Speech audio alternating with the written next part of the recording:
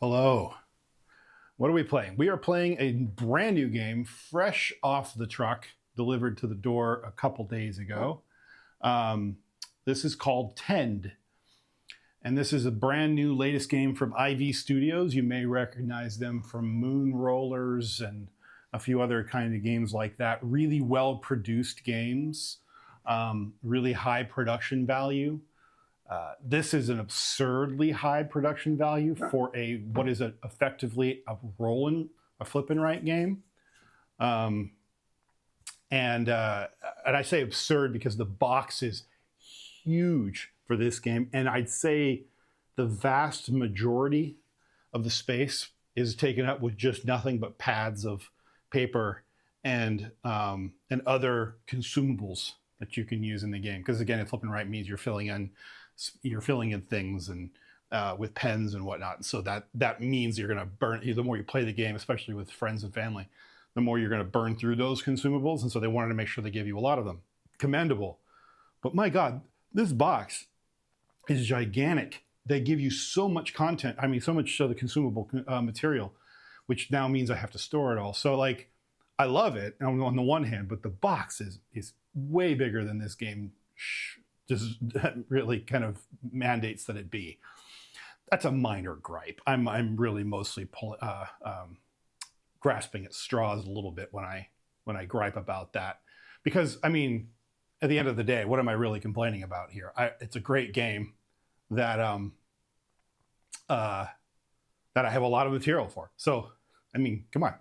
So what is this game? This is a flip and write game. If you've never seen one of the, like an end write game, and I say WRIT, this is a game where you're actually marking things off on sheets while you're playing the game, and that's to track your progress and to develop rather than putting cards out on your table or moving guys around a board. This is a game where you are building an engine by writing things. So you're actually marking off objectives, and you're getting rewards for those objectives, and you're using those rewards in the same turn. So you can kind of do a thing, earn something from it, spend those things you earn from it, and have that cascade down through combo after combo. And some of these terms can be quite long, because you're taking what you earn from that to do something else, and to actually spend that thing, and the thing you spent it on gave you something else, so you can spend that, and so on until eventually your turn is over. There's no more you can do, and you move on. This game, the concept of the game is that we were hired by Zenith Corporation. We work for Zenith Corporation, and we are a pioneer trying to start a homestead on a new alien world. We will be building farms and collecting goods to send back to Zenith HQ for study. All players will be using the same deck of task cards each round to take action simultaneously. Well, because I'm playing solo, that's just me. As the game progresses, new cards will be added to the shared deck, changing what tasks are available to the whole table throughout the course of play. By the way, you could, if you wanted to, grab one of the player sheets, set of player sheets from IV Studios website, and play along with me, because everything you will need in order to play this game, the game we are playing today, is here on screen. So you will be able to take actions along with me if you wanted to. So if you wanted to head over to iv.studio, I believe it is, and pick up the printable sheets, there is also a digital scratch off, because again, this is actually one of the cool things about this game. It's very unique. This is the scratch off board. Every game you play, this is a randomly generated board, and there's a whole massive deck of these inside the game. So even if you run out, there is an app online which they have committed to releasing in the event they ever shut down, so the game can continue to be played. If IV Studios, God forbid, ever needed to go out of business, we wouldn't be out of luck. This game would still be supportable by having access to that code and running it yourself if you wanted to. So so this is the only thing that gave me pause about backing the game, is how do I get more of these in the event that that IV Studios is no longer, and they committed to arranging something to ensure the community can still play the game if that were to ever happen. But as it is, the game comes with hundreds of these. You can buy refresh packs. You can use the app if you don't want to do that. Plenty of options. So it's very cool because this is our, if you ever played Stardew Valley where you kind of like go to the mines and you start mining for a while and you get some resources and you leave and you're descending deeper and deeper into the mines, same deal. Or in the case of woods, you're like getting deeper and deeper into the woods, same deal. So we're going to be spending some of our time, or possibly spending some of our time, in the mines, in the woods, kind of working our way down into the mines or working our way deeper into the woods, and unlocking more and more good stuff as we go. And this is randomly generated. So every time we play, a new card, new seed, means the scratch off will never be quite the same. So you can't memorize it. It won't matter. So yeah. So what do we mean? What do we do? What are we actually doing? What tasks are we doing? We're going to be doing a lot of different things. We're going to be doing fishing. We're going to do mining. We're going to do tending and chopping. We might even cultivate or clear areas for or till the soil in our farms. We could be doing all kinds of things. It's really there's a lot going on. But again, this is homesteading, right? So anything you are going to be doing on a homestead, you're going to be doing here. Tending, fishing, chopping, and mining. Those are the primary actions we'll be doing, I believe is how that works. There's a lot to this game. I'd say the Board Game Geek weight of 3.1 is about accurate. Let me just make sure we are 65. Okay, yeah, cool. Just want to make sure we're zoomed in here and we're able to see everything good. Because there's a lot going on, but it's none of it is terribly complicated. One cool thing about the game that I think is really cool is the game comes with like 5 different color markers and a black marker, and one side of each of these markers is actually like a stamp pad, sort of. The tip of it prints a very specific icon when you use these pens. I'm actually not going to be using those pens today. In fact, I'm just going to be drawing those symbols because I have chosen to just laminate one of these sheets and not just burn through a stack of paper. And so doing, the markers actually, interestingly, do work on a laminated sheet of paper, but they don't ever dry. So if you're not careful, they act like kind of transparency pens where they're just always wet, you know? And so I just chose not to use them because I figured if I smudge something, it's going to be too easy to make a mess. So instead, what I'm using are these Staedtler Lumicolor non-permanent markers. These will dry after a couple, like I didn't say about a minute, maybe less. And you can just, with a quick wet paper towel, just wipe down your sheets and they're good as new. So I'll be using those and instead of the tend markers, but I commend them because if you are using the paper, you can just stamp those special icons with the pen and be done with it. But on screen, it doesn't read very well anyway because it's so, and there I go again. Why are we blurry on Twitch? Maybe it's just my end. If we're not blurry, let me know, but it seems fine. At least seems like it occasionally goes a little blurry. But in fact, I'm a little worried about that, so I'm gonna talk more about tend as I step off to just check out the health of the stream and make sure that we're okay here. Yeah, okay, so yeah, we are fluctuating a bit, but it's not too bad. It's not too bad. All right, so it looks pretty clear to me. So all right, we can keep moving. So tend is we have 2 player sheets. Which is really interesting. We have 2 player sheets. This is the, I believe, farm sheet. This is what's actually our little farmstead kind of in action here. And there's various different things we can do. There's a lot of explaining things, like if you want to spend a certain type of action like tending, it tells you how to tend. So like all the boxes aren't all actions you can take. A lot of it is like helper text, which I actually appreciate. They put it right there on the sheet. And then this is our cargo manifest sheet. This is what we're shipping back to Zenith Corporation. This is a whole different sheet. This is our cargo itself. These are different sections of the cargo sheet. And, oh, that is interesting.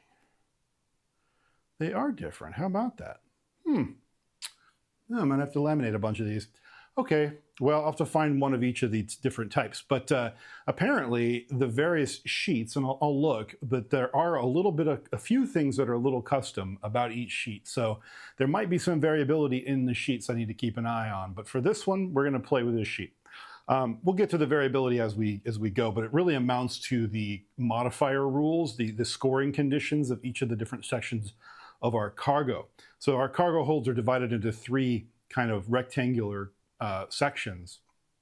And here it says fishing items score 0 points if they're in this storage container, this left side. In the middle, fishing scores 2 points. And in the on the right side, I think these are like mining goods, like wood and forest items, I think is what those are. What are they called? Oh, no, they're called, they're called badges. Huh.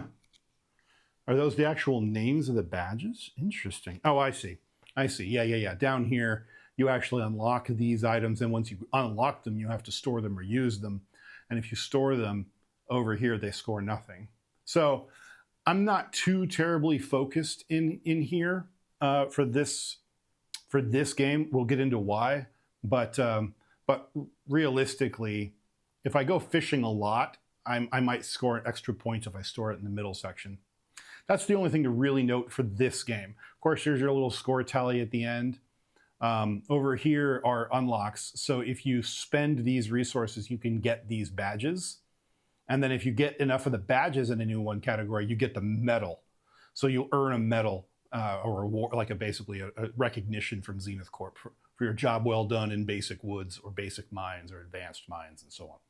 So it's kind of a tiered system. You get at least 2 of the badges, and that earns the medal. Medals, by the way, just score more Zenith points or victory points by the end of the game.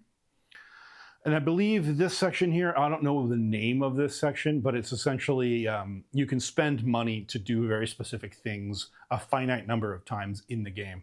If you need an extra bit of help and you have some spare cash, you can, or spare items, you can spend them 1 time each for this. So for example, I could spend 3 money, 1 money each time to get this Exo Wood, or 1 money 1 time to get a spare wood, but I can only do it once throughout the whole game. But it's a little helper just in case you need a little oomph on a given turn and you have some spare cash in your back pocket. So we'll get there.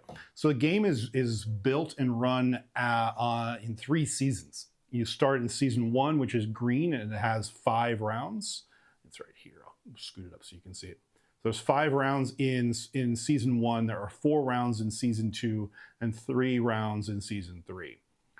So there are cards, there are task cards that we're going to come out, and that's what's actually going to feed us the work that we can choose to do on any given round. So we get to pick from 5 available tasks on a given turn, and we can do 2 of those, 2 out of the 5 on every turn. So that means there are 12 rounds, 2 tasks per round that we get to do. Yeah, we're just going to be trying to min-max our farm and our cargo back to Zenith. So what are we trying to accomplish this game? Well, up here, we have season 1. So season 1's objective is this green card, the card with the green border at the bottom. Season 2's objective is the yellow, and season 3 is the red. At the end of each season, we're going to determine whether or not we qualify for any of these extra points. And so this gives us some targets that we can try to hit throughout the game. And so that gives us some things to try to plan around. So for example, our season 1 here says, I gain 2 additional points for each space cleared. I just gain 2 points for each space cleared in the woods and the mine. So it's incentivizing me to do a lot of clearing of the woods and mining of the mines in season 1 if I want to earn a bunch of points. And I might need to do that anyway, so that might be something to think about doing. Then in season 2, it's going to earn me 1 point for every 2 fences in my farm. I plan on building a lot of fences anyway. You'll get into why.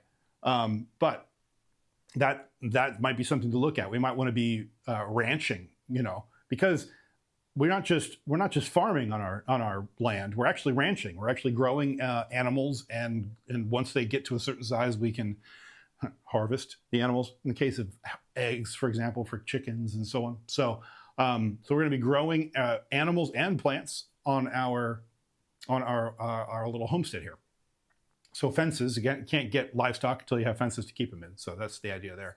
And then finally up here on our season 3 objective, it says gain 20 points by completely filling stall 2 of your cargo manifest. Stall 2 says fishing is worth 2 points, but I can put anything I want in the middle section here. This is cargo, this is, what is it? It's a stall 2. This is stall 2 here. So anything I want to put in here is worth a victory point, but fishing is worth 2. So, so no matter what I decide to store and ship back to Zenith, is all going to earn me points. But in this stall 2, I get extra points for fishing. Yeah, let's see. So that's this game. Hi, welcome in everybody. We're just getting started. So we're playing Tend, we're playing it solo, and I'm just kind of walking everybody through kind of the basics of the game. I've mostly covered all of the bits that's going to kind of require us to get started. But if there's any questions, please leave them in chat. I'll fill in blanks as we go. There are other bits and bobbles and things to explain, but I can get there as we go. I don't want to make this take forever. One thing we need to do before we get going here is put a name on our cargo manifest. So of course I am Shub, so I'll just put a little Shub right there. Okay, so we've got Shub named. That's our very first markings of the game. So, all right, let's see. Let's take our first turn. This is turn 1. This is round 1, basically. And so how a turn goes is I'll pop in here. Let's see. Get that a little bit positioned so you can see that. So I'll pop in here. Here's the round card there. So we've got the neighbor phase. You can use gifted neighbor cards or replenish neighbor cards. In my case, I'm mostly going to be replenishing neighbor cards. I just get points anytime I give my fictitious neighbors resources. So the second section is scoring. So in round 6, 10, and the end of the game, score season objectives. We talked about our season goals. That's when we would score those. Setup would be just to, you know, draw 5 new task cards if and set that up for the next round. Growth phase is tick all crops and animal dice. So what that means is, here's an example. I'll use this. This is a tomato. I think this is a tomato. So a tomato starts out on its 1 side. And then when we tick up or grow our crops, we tick it to our 2 side. And then eventually we get to its white face, which means we're going to harvest that tomato. So we're going to be planting and then growing and then harvesting. And there's a bunch of different stuff that we can put out on our in our farm to grow, including animals. And then finally, the task phase, which is complete 2 task cards, which is just the meat of the game. So the last thing we do in every round phase is just do our actions. So most of this is all prep and upkeep, but they go by super quick. Okay, I think we're going to go ahead and get started. And like I said, any questions, let me know. So let me pop back out here. Okay, so what do we want to do? Well, we have our actions up on our tasks up on top. We've already set up our neighbor cards, which don't really matter, but they are, in case you are curious, they are these 2 cards. These are mining resources, and these are ranching and farming resources. So I can choose to gift people things, and when I do, I get my own rewards for helping my neighbors. So that's something we might want to consider doing too, but we'll see. So we've already done that. We don't have to do any scoring. We don't have anything to grow. We've already got our task cards out, so we can just get to playing. So what are we going to do? Well, our first round, we can fish. We can maybe even fish twice if we want to. If we want to spend both of our task cards on fishing, we could. We can tend, which would be working on crops in our farm, for example. We can chop, which would be to go to the forest, to go to the woods and get some goodness out there. We could also go to the mines and do some mining. Well, remember that we want to do mining and we want to do clearing, because that's one of our season objectives. In fact, it's our first season objectives. So that's one thing we're definitely going to want to be doing. So we might just want to do mining and chopping. Now, here's the thing we want to make sure we do. We want to upgrade our tools. Like any good game, like any good kind of flip and right game or whatever, there's always going to be things to upgrade and look at. So we see fishing upgrades, for example. We can upgrade our fishing pole. That gives us better options when we go fishing. We're not just stuck with whatever we land on, but we can also choose something adjacent, orthogonally adjacent. If we upgrade it again, we can choose not just orthogonally adjacent, but diagonally adjacent as well. So now we have a lot of control, and so on. So then if we wanted to, instead, we wanted to upgrade our mining or chopping, we can upgrade our tools. For tending, we can upgrade our hatchet or we can upgrade our pickaxe. So I don't want to go crazy here because fishing is an extra point, so I might want to look at the fishing rod, but I also want to not just ignore season 1 objective here. I want to get some points there wherever I can. So I might be looking to try to get some of these items to upgrade one of my tools, but that's going to take a while, probably longer than season 1. But we'll see. I don't know. I'm brand new to the game, so I don't exactly know how long that's going to take. But I believe I have to help my neighbors at least a little bit to do my equipment upgrades. So it's going to take a second to do that part. So instead, let's just focus on actually clearing woods and going to the mines and see what happens. I want to fish, but fishing can be a little risky early on before we've done an upgrade. So if you'll notice, the first fishing upgrade just requires wood and some money. So maybe the cheapest thing to do is to use that wood towards our fishing upgrade and then see how that gets us. So that might be something to think about. In fact, that's what we're going to do. Let's start by let's start by mining. That'll be our first task. So I'll pop in here again so you can see this up close and personal. So the game comes with these really cool, they're like, I don't know if you can see that on camera, but there's like a wedge shape edge to the coin. It's not a flat edge, which really, it makes it really good for scratch offs. Pretty cool design. And each player gets a nice metal scratch off coin, Zenith coin. So the objective here would be to get lower and lower in the mines, or if we're in the woods, lower and lower into the forest, deeper and deeper into the forest. We can't get to the deeper sections until we have an upgraded tool. So while, yeah, I want to get lower so I can get access to this area, there's no rush. I'm going to be here a lot. So I'm not going to worry about staying on the path per se. The path will help me get there faster, but there's still lots of stuff in the mines that's worth it. Here are the things that we're going to be gaining in this section of the mine. So maybe we'll do mining first. I'll start off right in the middle. I think we're just going to go right here. Yeah, there we go. Oh yeah, that's a pretty cool coin. Okay. I feel like I'm playing the lottery right now.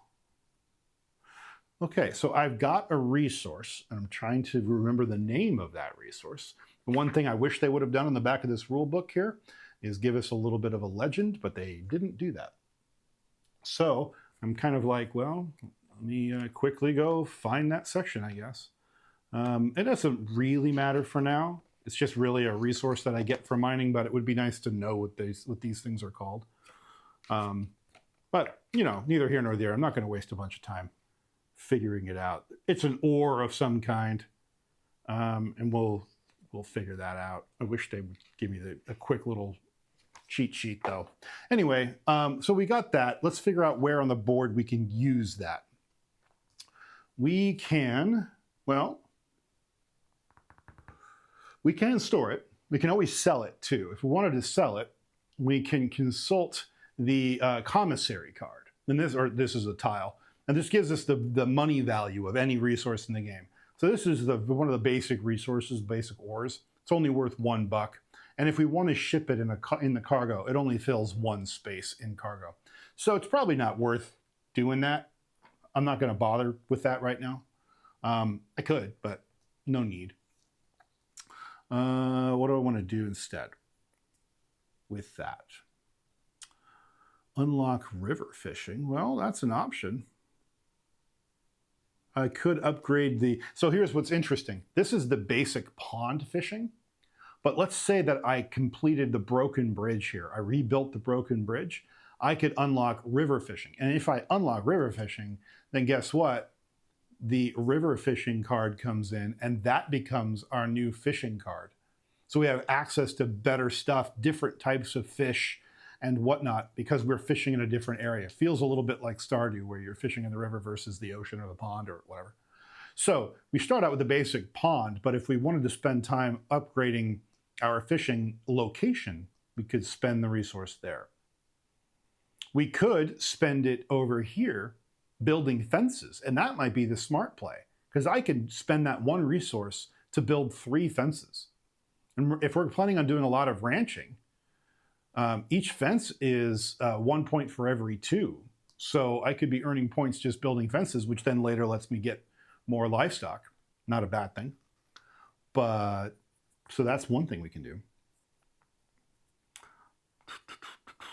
What else can we do with it? Well, if we look over here in our projects, one of the things we could do to go after this basic mining would be to get this medal or this badge.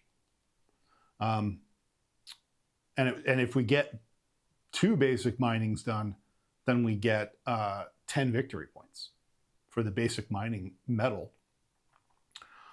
So I could do that. I think for right now, I'm going to be used in infrastructure mode. So I think I'm going to cash it in for 3 fences.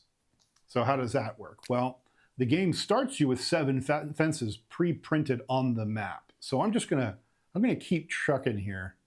And I'm going to keep on moving down this path right there. So there's our first 3 fences for spending a little bit of time in the mine. Okay, so what's our second task? Well, we did the mining. Now I think we're going to do the chopping over here. So now we're going to come back to our scratch-off card. And we are going to, and I'll pop in close so you can see that too. Okay, so here's the woods. So now same deal. Here's a little path through the woods. Helps us get there quicker, but I'm not going to do the same thing. Do I want to just, nah, you know what? I think what I'll do is I'll come over here. Let's see what we got. Ooh, did I get an upgrade? No, I didn't. Bummer. We'll talk about what happens when I find one of those. But I just got regular old wood. Not a bad thing. Okay.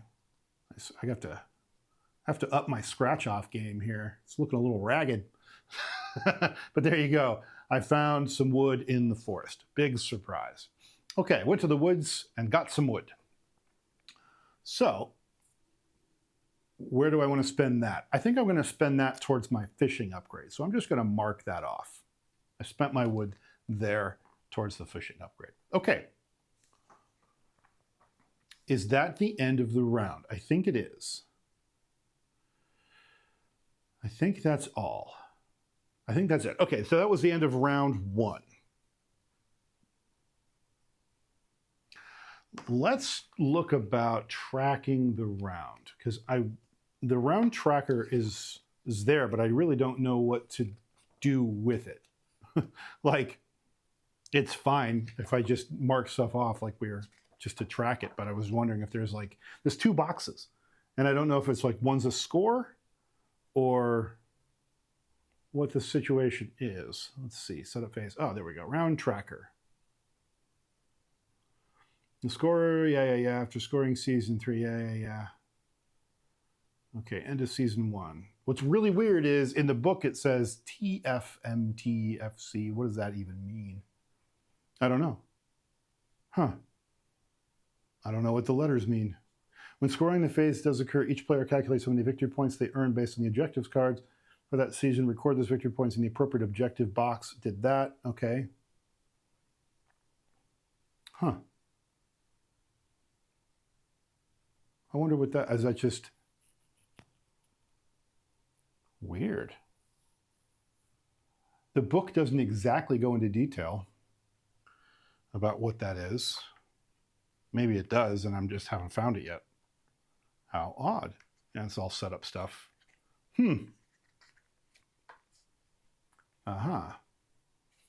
Right. I get that. 12 rounds, right? Replacing neighbors, neighbors, neighbors, neighbors. Weird. Sometimes the book is really good. Other times the book just leaves me scratching my head. So I haven't quite decided how good the book really is yet. That's all right. It's fine. I'm sure that there is something I'm not thinking about, but round structure, 12 rounds, setup, right.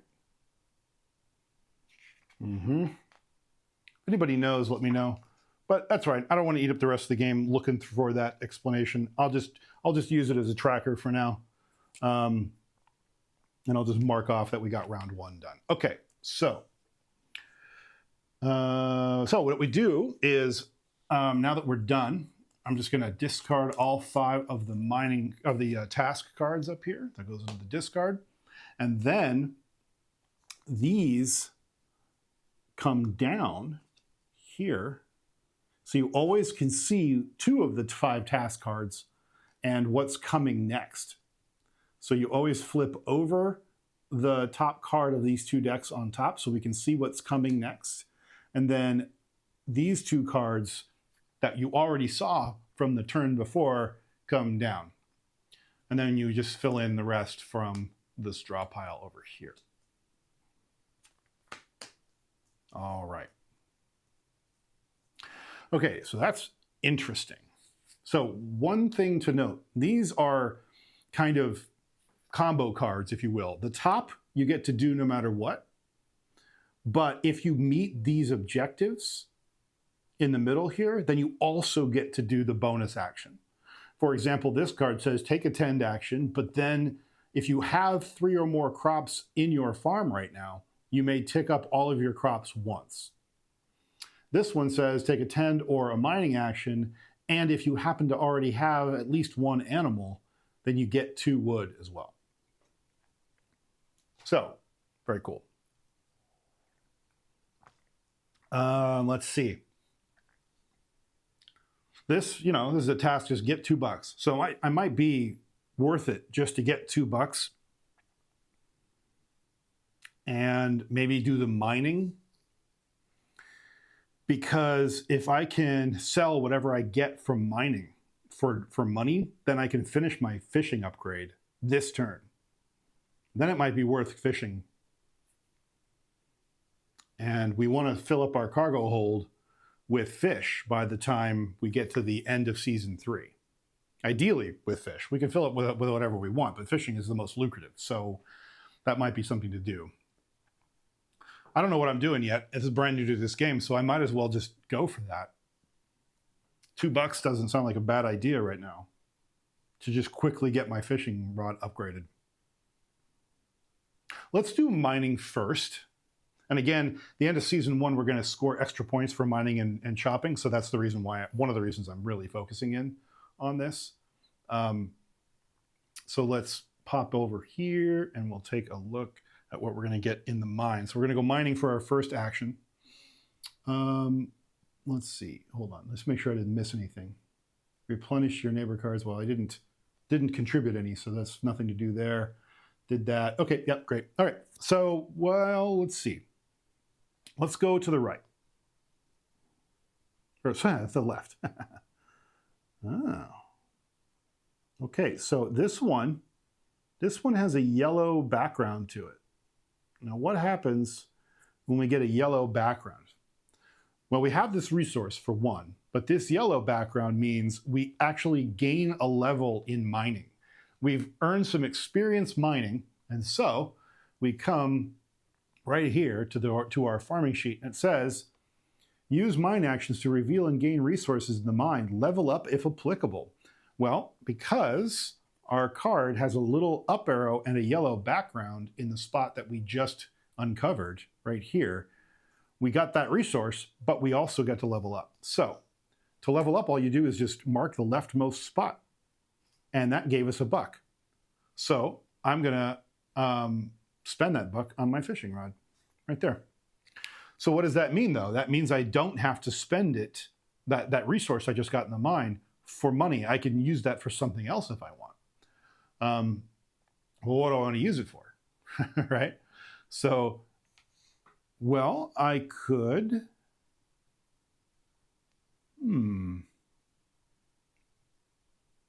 all of these over here, this is the resource I got, this like kind of pinkish reddish ore type of thing. It can be sold for 1. Great. Or I can use it. I think I'm going to use it. I'm just trying to decide how I want to use it. Just looking around.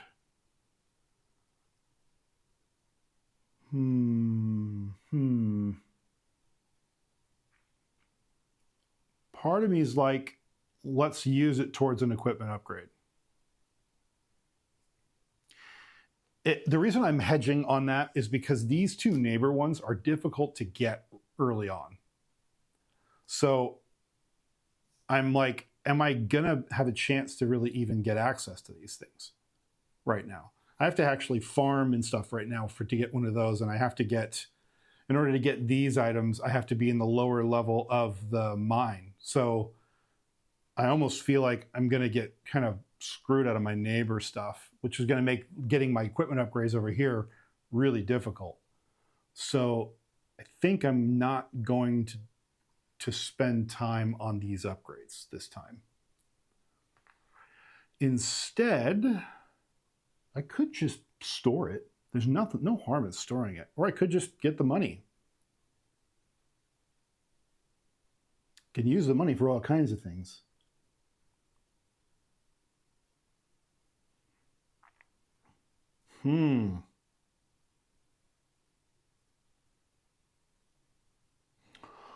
Well, what if...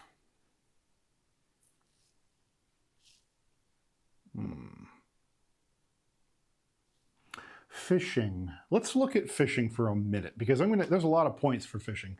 So this is our fishing section here. And if we look on our pond right there, we have different kinds of fish we can fish. Right now that's this or this. These are harder to find. We can also get these guys. But if I have upgraded equipment, my odds of rolling something that lets me have access to one of these is much higher. And these are worth a lot of money and store for a lot of space. So it behooves me to just get really good at fishing. I don't know. Maybe we do. And if that's what we do, then I might want to move down here right away. And how do I get these stumps, these Exo Woods? Will I have access to them in the basic woods? I will. It is one of the items we can find. So, Or I can sell it for money using the Exo Wood trade thing right here. I can do it 3 times per game. And if I do that, I can get it right away and not have to go hunting for it in the woods. Might be worth doing early game. In fact, let's do that. I don't know what I'm doing. Let's just spend 1, and we will use that Exo Wood right away, right here, towards one of our upgrade requirements. Okay, so that was task 1. All of that was task 1. Task 2, we're just going to take the $2. And we're going to take those $2 and immediately upgrade our fishing rod. So our fishing rod is now upgraded. I'll just go ahead and circle that to remind myself that I can now, whenever I fish, I can, and I'm going to probably fish next round now if I have the cards to do it. I can now fish and gather. Let's say, for example, let's just use an example here. I'll pop in so you can see fishing a little closer. Let's say, for the sake of argument, that I roll. Oh, this is a wild, so that's a bad example. I'll roll a 1. There we go. A 1 and a 3. So if I do that, I land here in this empty spot. Well, if I hadn't upgraded my fishing pole, I'd be out of luck. I just wouldn't have caught anything that day. But because I've upgraded my fishing pole, I can select from anything orthogonally adjacent to where I landed there. So in this case, I would still successfully be able to fish. I wouldn't get the fancy upgraded fish, but I'd still get something. So that's why I waited to start fishing until I had an upgrade, just to get better luck there. Okay. That was a pretty good round in that I've upgraded my stuff. What do I want to do? I'm out of money. Is there anything else I can do? No, I don't think so. Okay, so I'm gonna move on. So all of these get discarded. Okay, and then this comes down. This comes down. Now, I'm out of cards, so I need to shuffle my discard, which I will do. And then we will draw 2 more cards. I guess technically this would be here since that's task 1, but whatever. Okay. All right. Shuffled up. And we're going to do that and this. So what you'll notice is that these 2 decks of cards start to seed the standard draw deck. So these cards never really go away. The draw deck gets more and more diverse with these extra fancy cards. So if you're thinking, oh God, how are you possibly ever going to take advantage of some of these extra bonus actions? You're going to see them again. So it kind of teaches you what's going to be seeded into the deck, which, by the way, these aren't all the cards available to you. You build these 2 decks every time you play. So there's going to be some cards you don't see every game. Which gives you that variability, but this gives you some ability to tell what's in here, so that you can maybe start tuning the way you play towards the cards, so that you can maximize the actions you can take. Okay, still have everything there. There's no scoring. That was the end of round 2. This is now round 3. Okay, we have an upgraded. Oh, hello. Oh, probably. Yeah, and that's I mark them down for that, actually. I believe the T, F, M, and C in the round tracker image on page 15 are the records of the tasks taken. Oh, that's really smart. Okay, thanks for that. So I did, I'll just put $sign then for the second one. $sign, and I did a mining action. Was that mining? Yeah, that was mining. And then the first round, I did a mining and a clearing and a mining. Yeah. Okay. All right. Cool. Thanks for that. That's really helpful. All righty. What are we doing? Also, welcome in, Net God. Thanks for the assist. Right. Well, I don't have 2+ levels of chopping, so I don't get the bonus action there. I don't have river fishing unlocked yet, so I don't get the bonus fish here. I don't yet have 3 crops on my farm, so I don't get to grow things faster. So fishing and chopping. Well, we just got fishing upgraded, so we got to take it for a whirl, right? And we're already zoomed in on fishing. So let's take a look at fishing. 2 and a 4. Okay, so we got 2 and a 4. Well, that's convenient. Because if you look at 2 and a 4, let me zoom in, let me move over there so you can see it. Yeah, so I got a 2 and a 4, which puts me right there in this empty spot. Well, not to be dismayed, but I can go orthogonally and take this upgraded fish. That's fantastic.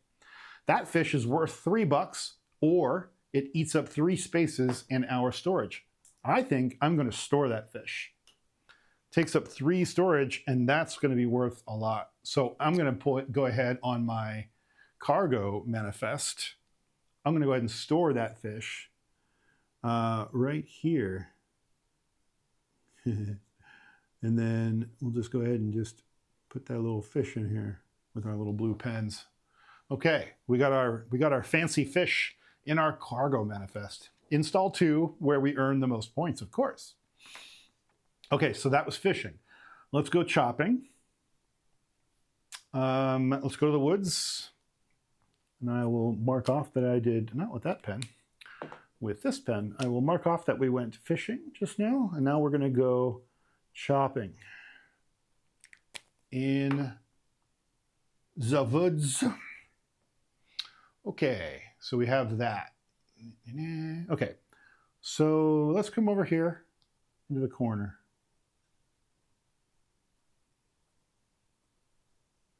Is this an upgraded spot? Oh, it is an upgraded spot. Cool. Okay. So we get wood, but we get to upgrade our chopping as well. That's pretty handy. So we get wood. So first and foremost, we'll upgrade our chop. So there we go. So we get a buck and we get a wood to spend.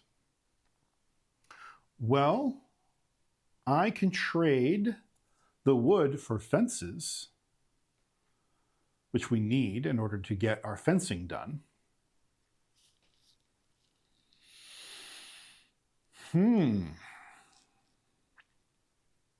Yeah.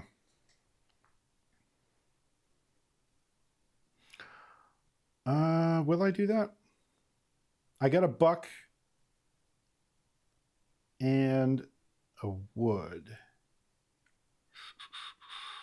Yeah, I think I will. Yeah, okay. So we'll spend the buck over here on our, can't see it, on our next upgraded fishing. So we're halfway done with our upgraded fish, our second level of our upgraded fishing rod. And then the wood we'll spend for three, we'll spend that for 3 fences. So we'll just go this way. 1, 2, 2, 2, 2, 2. Okay, so we're cruising over there. Our little homestead here. What I'm trying to do, by the way, is make room for at least small and medium-sized crops. So here's what I mean. The small crop is, let's see, is this what I'm talking about? Yeah, these little guys. Those guys are teeny tiny. They eat up like 2. I'll come over there so you can see it a little better. They eat up 2 little 2x2s, right? They're little tiny ones. And by the way, you can always see what their depiction is right there. Or the medium-sized are these guys. These eat up 3x3s. So I'm going to go for 2 3x3s for now, because that would let me do 3 2x2s as well, right? So that's my goal, is at least right now, is I'm thinking I'll go for that. We'll see if that's the right call or not, but I could go for the 4x4s, but boy, these things are, look at this. Look at that thing. So maybe I do that. I could do that. And then at least I could plant 2 small plants as well. Yeah, we'll see. We'll see how that goes. But that's my thinking. Okay, that's the end of the round. We've done our things, which, by the way, I will quickly show what I'm talking about. This is where we are. Thanks to NetGod, I've been marking off what we've been doing, and we just finished up round 3. So I'll go ahead and mark round 3 off. We're getting in on the end of season 1 here, so I got to be careful. But we're just building our engine so far. The advice that I heard from the devs on this game is that you really should specialize on 1 or 2 things. Don't try to do too much. So this requires 2 plus mining levels or 2 plus chopping levels. Well, that's interesting. Interesting. Because I have 1 level in each. So if I get lucky with either mining or chopping, I might be able, on my first turn, to become eligible for the bonus action of one of those 2. So that's something to think about. And then we just fill that in. And speaking of which, there's chopping there. Come on, mining. No? Okay, no mining. That's a bummer.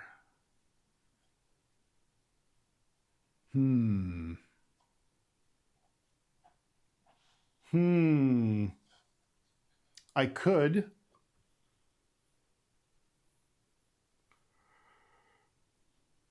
Let's see. Well, here's the thing. I could actually combine this. I could take the cave fisher here and then go mining instead of fishing. And when I do that,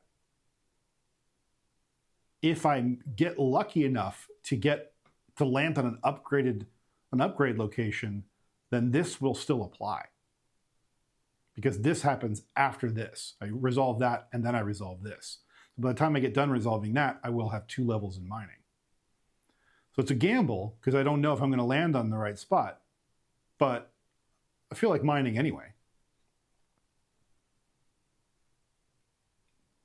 So I think we're going to do that. We're going to do this action first, this Cave Fisher action. Back to the scratch off card. So here we are, and this is our card. We're just going to come straight south. Did we get lucky? I don't know. Whoa, I think we did, folks. We did. We totally did. That's another upgrade. That paid off. That's amazing. Okay, so we get that resource, but first and foremost, we upgrade. So that gives us another $1. And that gives us 2 upgraded in 2 levels in mining, which then lets us get this bonus action. So we get $1, we get a blue ore in the mine, and we get this fish. I believe that's a fish. Let's see, is it a fish? It is a fish. It's like the level, where are we? Yeah, there we go. It's this fish right here, this second tier fish. Worth $2, but not for nothing. It's also worth 2 fishing storage. Here's the problem. The limitation we have in the cargo manifest is that no 2 different goods that you gain, let's move over there, there we go. I can't put fish up against fish. I can't just fill this whole thing with fish. I have to separate them off. I can't, that being said, unlike most games of this ilk, I'm not locked into putting things adjacent to other things. So once I'm here, I can go up here, I can fill something in the middle, whatever I want to do. They just can't be touching orthogonally. But I can make that work. So I could store it still. I mean, they're still worth 2 points each. And it does work towards my centrist season 3 goal. I think I'm gonna. Yeah, I think I'll just go ahead and store it. I'll just go over here. Oop, that's not the right color. We got to go blue.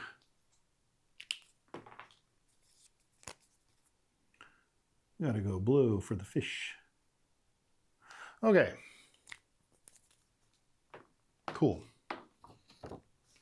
Store. Okay, so we got the ore, we got the money, and I didn't use the money yet, did I? I just got the fish. I don't think I even used the blue thing yet.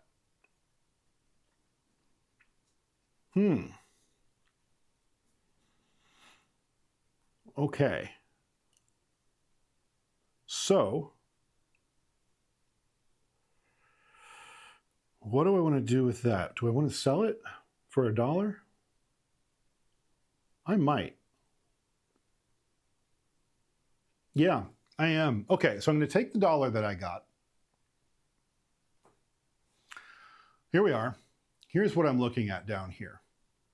I have the $1 that was a bonus for the extra mining level. I'll spend that there. I can then, using the commissary sheet, I can sell this blue resource that I got while mining for $1. So I'm going to do that. So now I have an extra $1.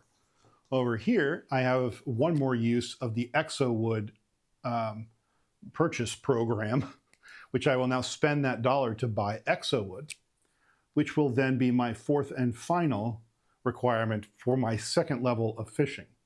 Now I have a badass level 2 fishing rod. That lets me pick diagonal as well as orthogonal adjacent. That lets me fish like a boss. Now maybe I do want to spend time upgrading the river fishing, because there is a card. In fact, it's in our discard right now, so I'll show you. There is a card that says, with river fishing unlocked, get a free fish. And I know that's in there. So I might want to spend a little time. This is not a difficult thing to achieve. Might want to spend a little time doing that. I'm getting kind of hosed by these neighbor objectives. I would love to be able to discard them. I don't know if I can or not, but that guy, will you check the rules? At the end of a round, can I choose to jettison my neighbor bonus cards and get new ones or not? That would be good to know. Okay, what do I want to do next?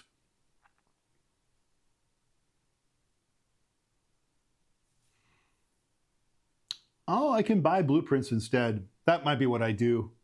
Okay, I'm not getting screwed after all. Maybe I do want to upgrade my equipment as well. These equipment upgrades would be nice to have. Thanks for the assist. Okay. So that was just the one action. I just did this one cave fisher action so far. Do I want to? Well, in order to do my equipment upgrades, I need to go to the mines. I just went to the mines, so I can't do it again. Everything else is chopping or fishing. Fishing isn't a bad thing. I can just keep on doing it, but it would be nice to upgrade my fishing. So maybe I go to chopping because I need some wood to repair the bridge anyway. So let's do some chopping. Maybe I try this river dredger, and if I get lucky with chopping, I do the same thing again. That would be pretty sweet. Sometimes players may not want the neighbor cards they had in previous phases. Having a neighbor card with mining goods when your calling is the farm can be tough. If desired, players may discard any number of these cards. Yes. Thank you. That is extremely helpful. Okay. Okay. So we're going to try this river dredger. And to do that, we are going to go to the woods and do a little chopping. Let's go straight down. Let's go straight down.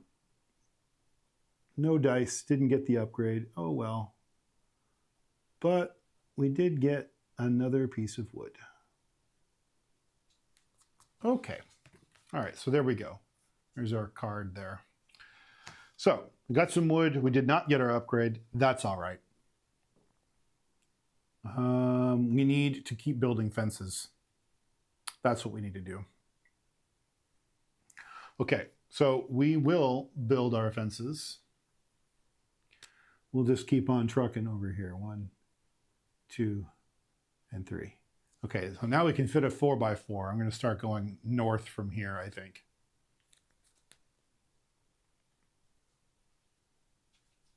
Part of me wants to just keep on going, but that's just going to delay being able to ranch. At this point, I really want to just get some of this stuff done.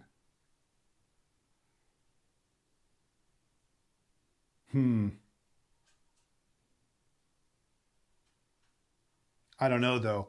I won't have another opportunity, really.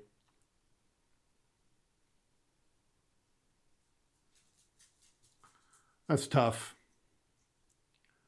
Part of me is like, do I just go for broke and make it so that I can do this and this side by side? Would be pretty cool. And then have all kinds of room to be able to plant different stuff. I might even be able to get 2 of the 2 mediums in there too, and some smalls.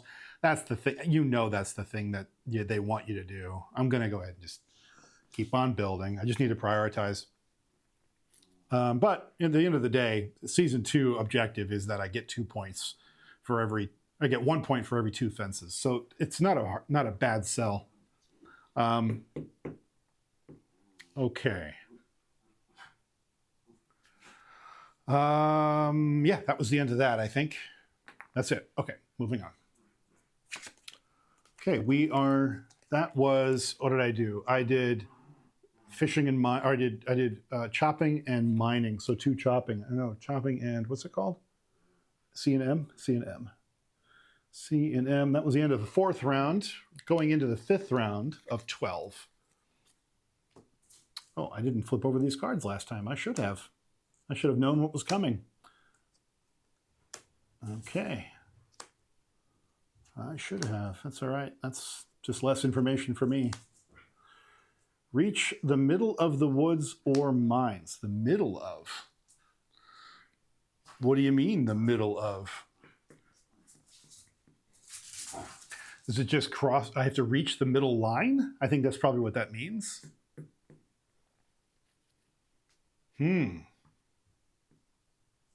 Well, if I wanted to, I could do mining and go straight down, and then do this mining and go straight down again, and I would reach the middle line of the mine and then earn the $3. That's not bad. I need to mine anyway, especially if I'm going to be going to the trying to fix the bridge for fishing.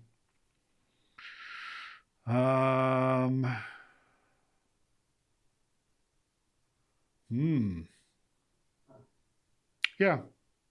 No, why not? Let's go for the $3 spare. That's not a bad thing. Okay, so let's go mining because we need to anyway. So we will go to the mines. And here we are in the mines. So we're going to go straight down twice. In fact, I'll just do twice. Run right after the other, and we'll be done. We're going to take both actions. I don't know, though. It might be easier from a resolution perspective if I just do one at a time. Okay, so we get one of those red minerals, but no upgrade. Not bad. That was our first task. That was a mining action. This is the end of season 1, by the way, at the end of this round. Okay. So we got a red ore resource. We need that for the broken bridge. So we're just going to use it there.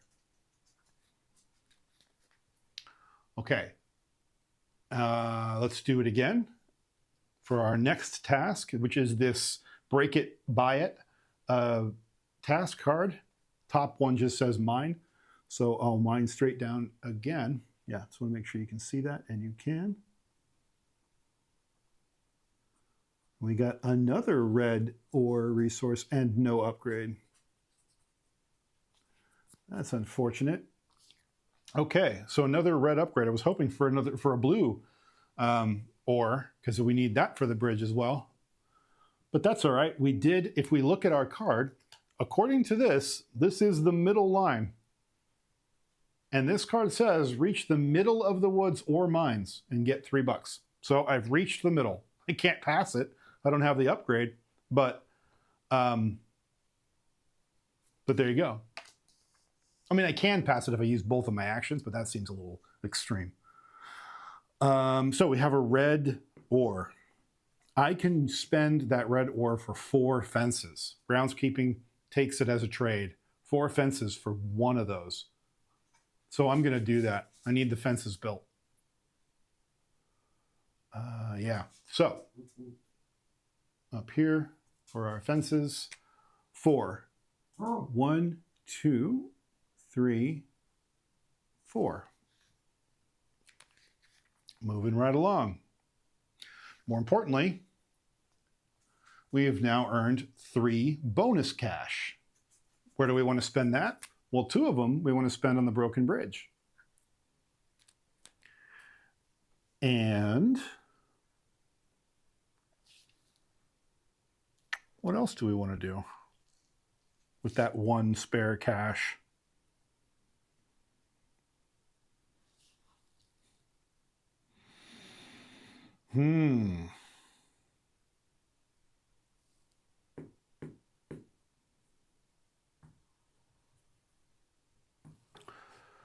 We could start investing in a blueprint. We have spare cash and we need these blueprints to upgrade our tools for mining and chopping. If we look, they both require both blueprints. So I think I'm going to I could invest in the red one. It doesn't really matter. It's going to cost me $7 to go that way. Do I want to spend the money there, or do I just want to try to finish these neighbor cards? At the end of this round, I'm jettisoning one or both of them, though. So instead, I'm going to start investing in an energy bar. I'm going to start spending towards an energy bar. Energy bars, you can spend an energy bar twice. Per energy bar, you can use an energy bar twice. And when you use it, you get to do an additional task per use.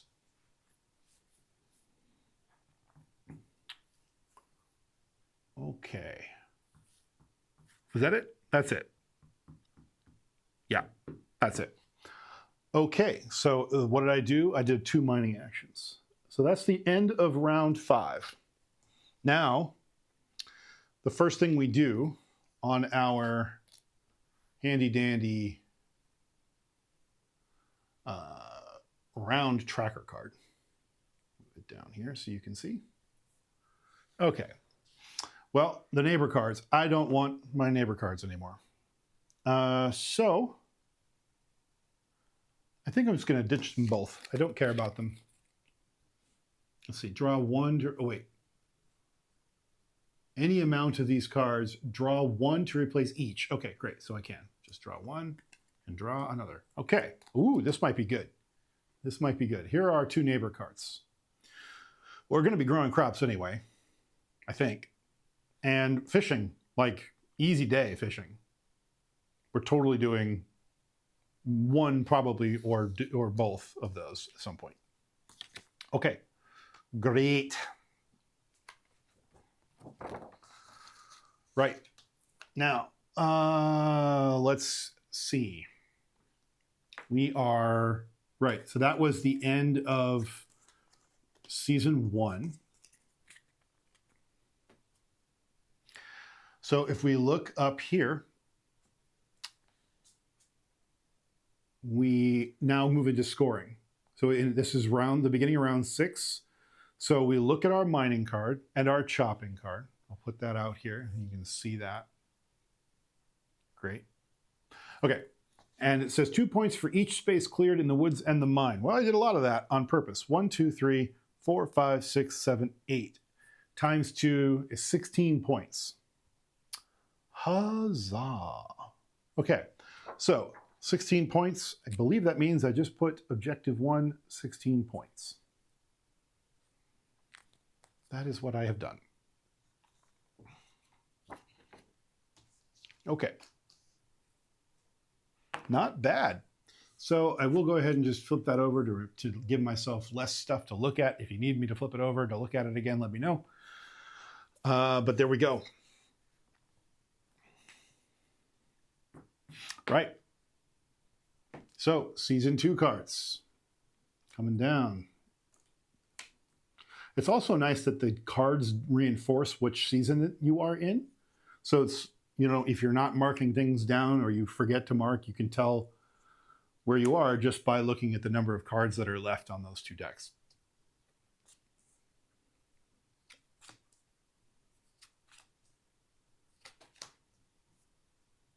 Oops, that's not going to help me. Okay, ran out of cards, started drawing off the top of the discard. No, I didn't. What am I talking about? That is the top of the discard. I'm just asleep. Never mind. Okay. All right, so that's all I do for the scoring.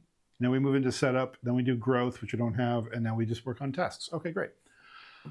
So we're focusing in on season 2. Season 2 only has 4 rounds. So I need to get more fences built to maximize that.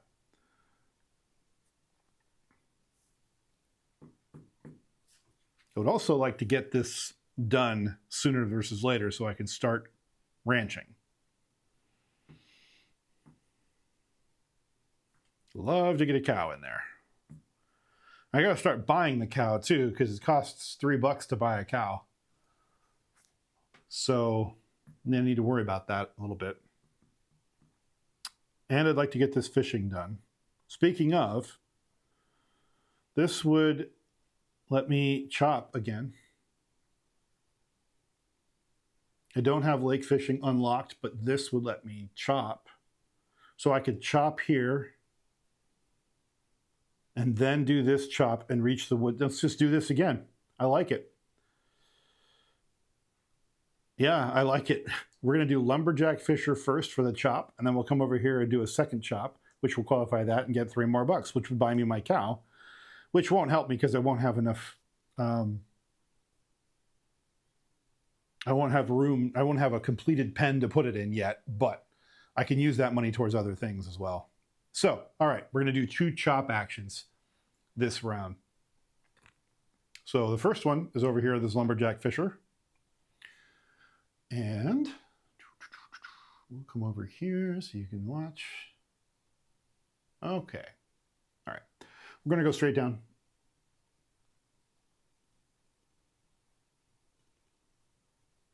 Ooh, did I get an upgrade? I did. Haha. Nice. I got a skill point in chopping, and I got some, I believe that's copper ore. I think that's what that is. No, it's not copper. I don't know what they call it. It doesn't really matter. This rock of some kind, there's probably a name for it. But, so first and foremost, let's do our upgrade. Our upgrade over here for chopping is another $1. That's not bad. We'll put that in towards our cow. Yeah. Yeah, I like it. Okay, and we did get an ore. So let's think about what we want to do with that. Where do we use it? Looking around at all of our stuff we spend things on, and there's not much use for it.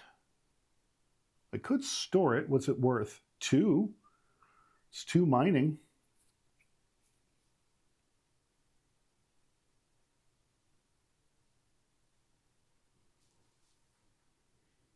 I don't think I'm going to fill my cargo manifest. Maybe I will. I don't know. I doubt it, but I could ship it. Could sell it. Get that energy bar done. That might be the thing to do.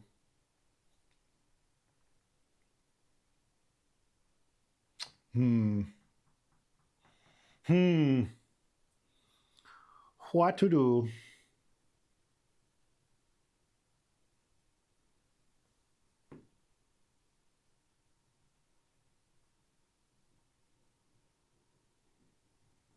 It's very tricky.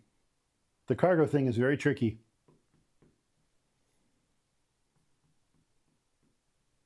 I might just focus on putting fish there and not worry about the Season 3 objective at all. I would love to do that, but I don't think I'm going to get that entire thing filled. I like goods conversion too much for that. Let's focus instead on maximizing our animals and just ranch the hell out of this place. So, what do I want to do? I think I'm going to sell it for $2. I'm going to sell it for $2 and I'm going to complete this energy bar. Okay, we now have a completed energy bar. We haven't used it yet, but we have one. Okay, now for our second chopping action, right? Straight down again. Did we level again? We sure did. And we got a stump. Exo Wood. Nice. So we got Exo Wood and an upgrade. Okay. Well, the upgrade gives us a wood. That's great because we need that over here to repair the bridge. Now, Exo Wood is interesting. I can trade Exo Wood for 5 fences. Is there a reason not to? I don't think so. I can use it for advanced wood, but I'm not going after metals this round, at least not yet. So instead, I think I am going to spend it on fences. 5 fences. Here we go.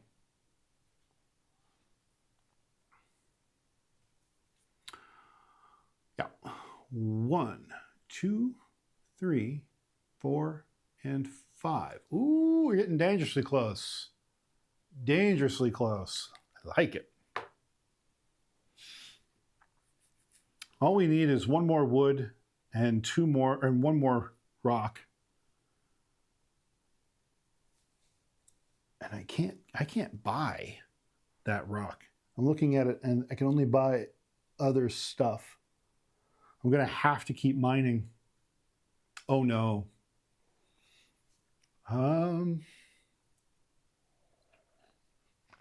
Okay. Now back to here. Yeah, good. Just making sure you guys can still see and everything's of good quality. All right. Now I get $3 because I reached the middle. I haven't used it yet. So I get 3 bonus action because I reached the middle of the woods.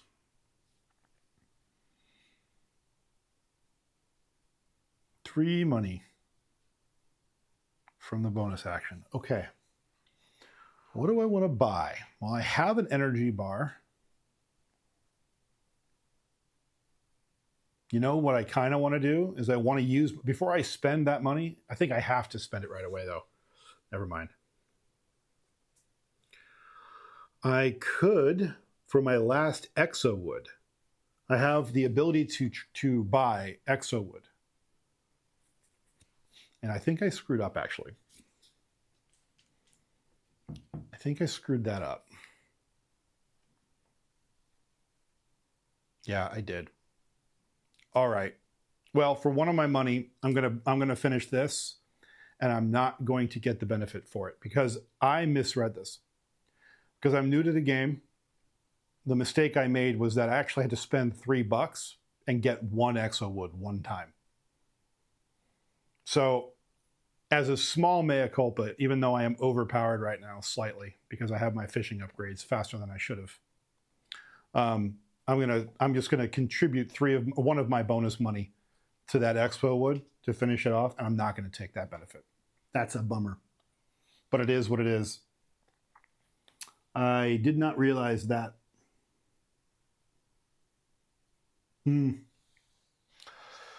Okay, well, it is what it is. Learning lesson. Do I spend an energy bar? I have two money left. So what I will do for my other money, I have 1 of my money I will put towards the cow. I'm not going to finish it because I don't have a completed fencing yet. But I want to make it as cheap as possible for myself when I get to that point. I think we want to... Nothing. We can't... Well, we can spend the energy bar and do more actions. But it has to be +1. I get to choose what action it is, I think. NetGod, do I have to choose from the available tasks when I use an energy bar? Do you know? Can you look that up for me? Or do I just get to choose one of those types of actions and it doesn't matter what it is? Or which cards are out?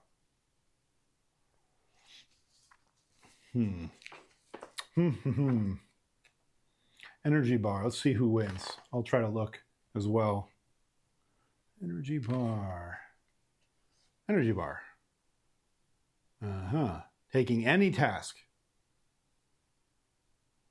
Any task.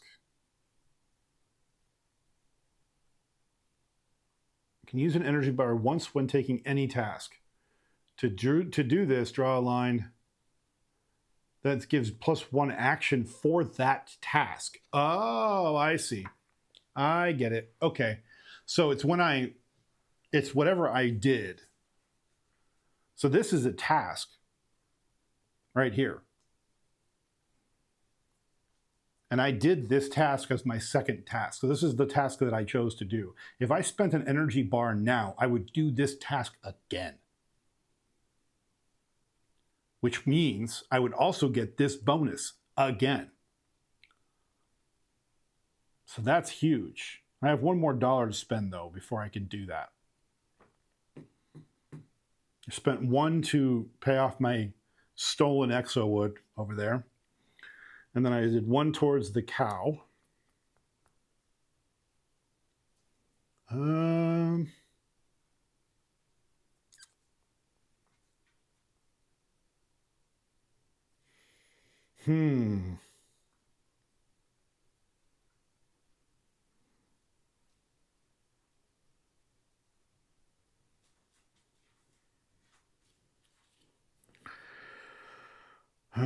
Okay.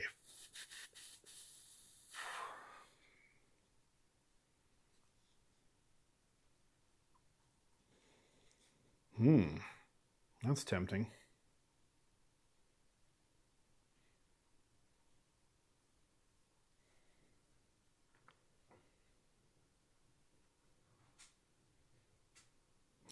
I'm just trying to decide how I want to proceed here. I'm also trying to figure out where I get certain things. Oh, I see. I get it. I think we're going to...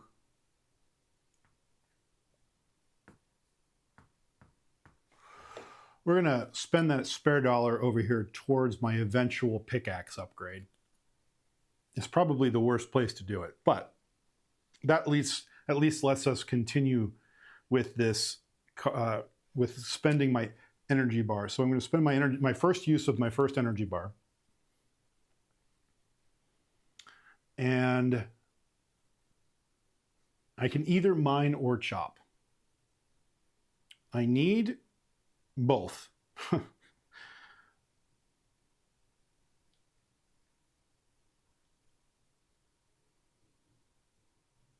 So I think I'm going to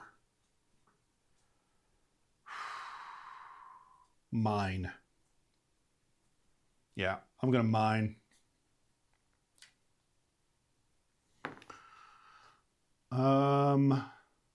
And I think I'm going to go straight this way. Which way will I go? I think I'll go this way. Nope, wrong move. Oh, but I got a skill point in mining. Not a bad thing. We got a red orb, we've got a skill point in mining, which actually gives me what I was hunting for in the first place, which is so cool. Okay, so we have a red resource, but we also got one of these blue stones for our third level in mining, which is great. So that I'm going to spend immediately right here. And the red resource, I can get four fences for that. I think I'm going to do that. I would love to spend it down here in the upgrade for my pickaxe, but getting these fences built would be so good right now.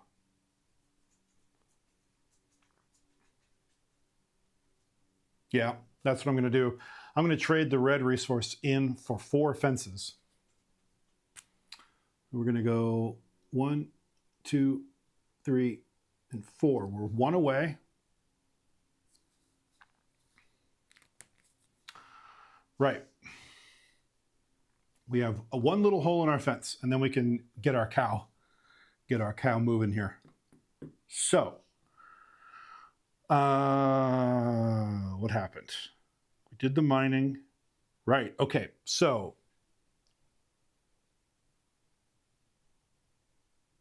here's how this is going to go. Are you ready?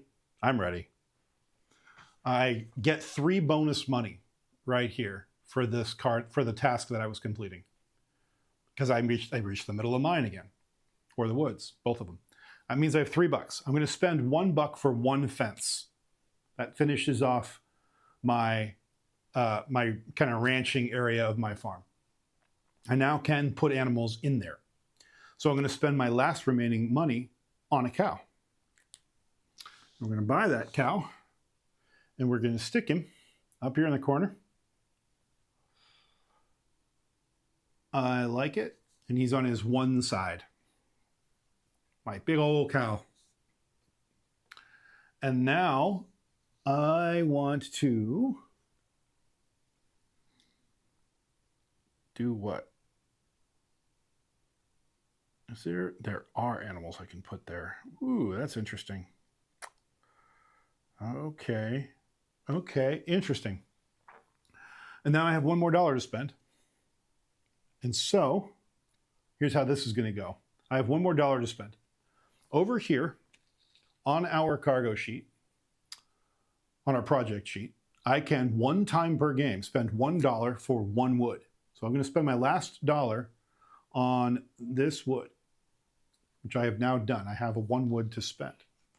I'm going to spend that wood as the last remaining item on the broken bridge to unlock, which now gives me the river fishing card.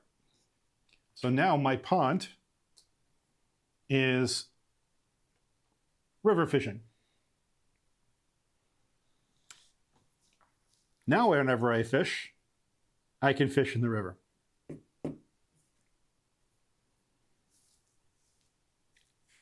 This is cool. This is cool because now I have access to better fish. Not the best fish, but better fish. These kind of yellowish fish, let me push in a little so you can see. Yeah, these little yellowy green fishes in the corner, they're worth $3 or 3 fish. The pinkish ones with the tails are worth 2, and the purple ones are worth 1. And I can actually get Exo Wood in here and copper ore if I'm really lucky. So that's pretty handy. Yeah, that's cool. All right, now I'm starting to understand a little bit.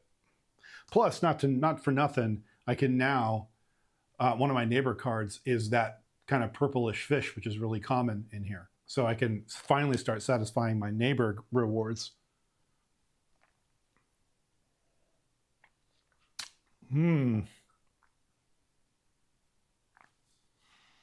Okay, that was a long first round in season 2. But I'm very happy with that. All right, so this time around, I did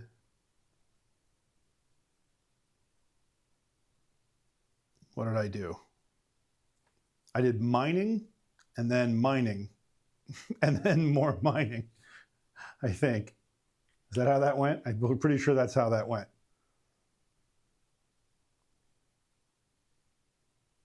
I don't know, though. It doesn't really matter, because all I really know is that we are done with round 6. I should have been marking them as I went, but it doesn't really matter. Okay. Ooh, I just now saw the card that's coming next. This task says, after you do this top action, if you have 2 or more animals, you get an Exo Wood. And then here it says, do this top action, which is fishing, and it says with 9+ boxes covered with fishing goods. I only have 5, but I could solve that maybe. Then get an extra mining or chopping action.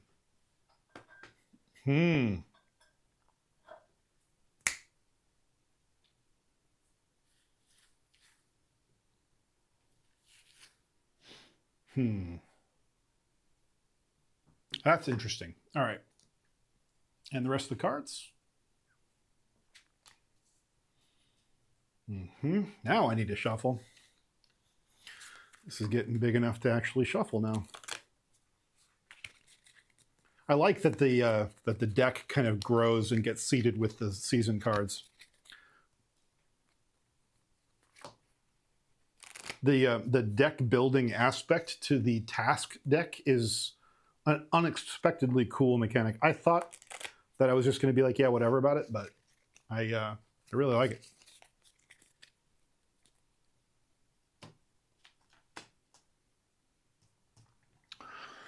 I don't have lake fishing unlocked, so that's not going to help me.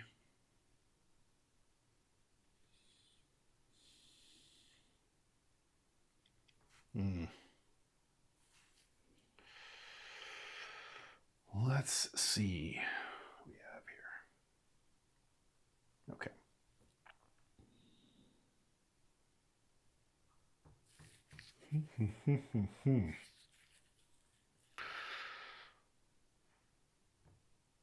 I should actually get a crop in the ground too, couldn't I?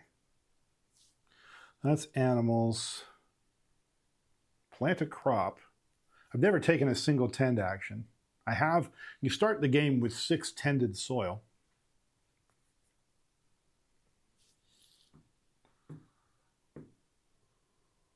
How many fences do I even have?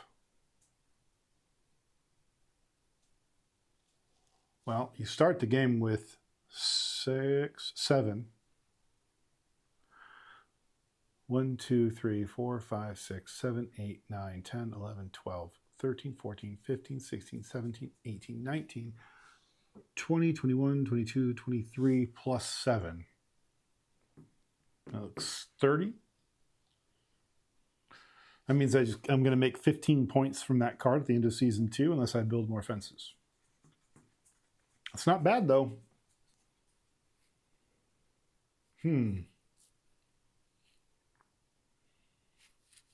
think if I can... Well, here's a thought. I could buy a chicken. If I buy a chicken, I can use this first task card here for the $2. Use the $2 to buy the chicken. That qualifies me for the bonus action over here. 2 plus animals owned, which gives me an Exo Wood.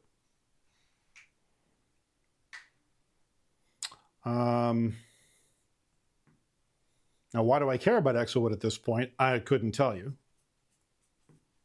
Other than I could trade it for 5 fences, which I guess I could do that.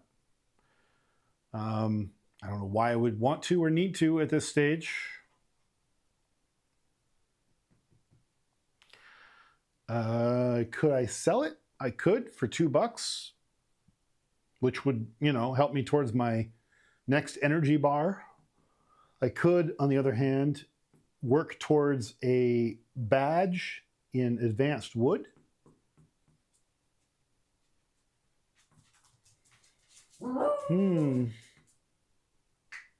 My dogs just will not leave me alone right now. They are just getting crazy. I think selling it for $2 is probably better because then I can get another animal. I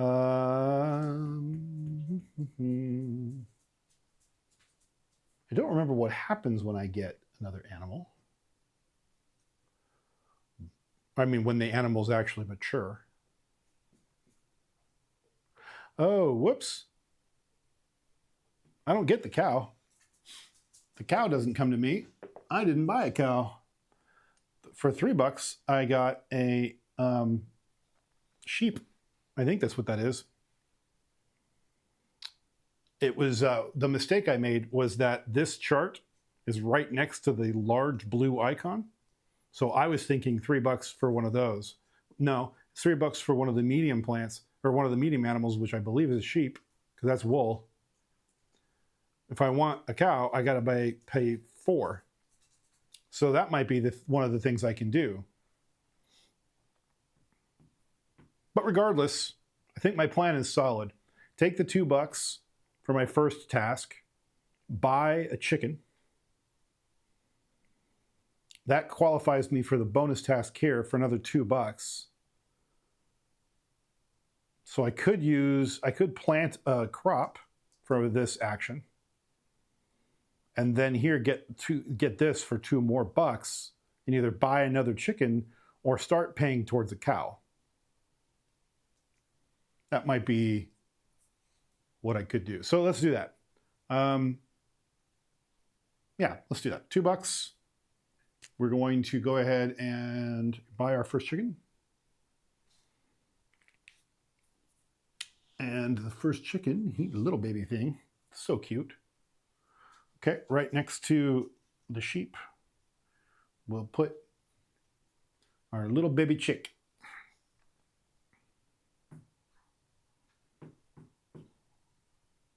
Okay, so that qualifies me here. So now, first things first, a tend action or a chop action. I think we're going to go with a tend action. We're going to plant a crop. We are going to plant one of these little, I don't know what they call them, exo pineapples maybe? I don't know. But regardless, we're going to stick it down here in our tended soil. Now we're getting somewhere. Okay, now I have two animals. I have a chick and I have a sheep. I have Exo Wood, which gives me $2. And I could spend it towards my pickaxe upgrade. I could spend it towards the cow. I think spending it towards the cow makes sense.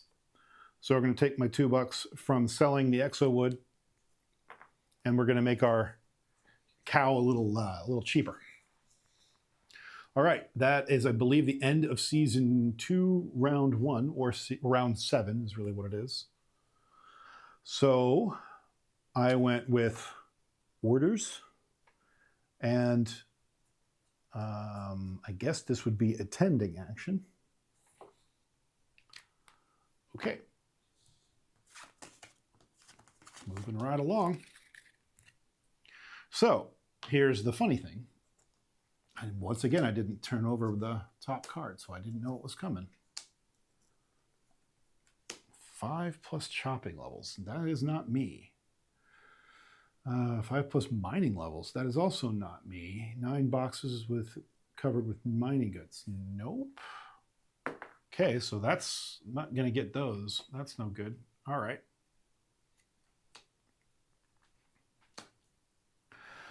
Okay. This is getting interesting. No fishing at all this round. That would be nice to do. I had that upgraded fishing pole, and I'm not fishing.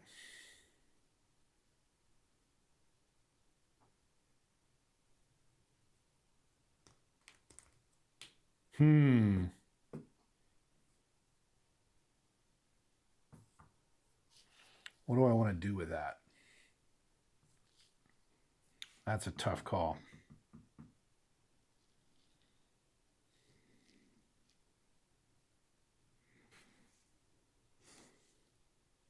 That's interesting. Was that the end of the second round of season 2? Because I only have one more set of season 2 cards right there. Or did I only draw? That must be. That must have been the end of season 7. I must not have written it down. Yeah. Okay. That's my bad. We're now moving into season or round 8. My bad. I'm glad I looked. See, this is why I like these cards the way they designed them. It keeps you honest, as long as you didn't screw up setting up the game, of course.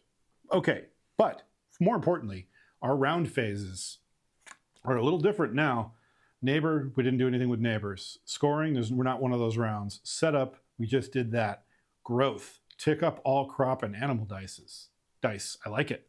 So this goes from 1 to 2. No, 1 to 2. This goes from 1 to 2. And this goes from 1 to 2. Okay, now we can start working on our stuff.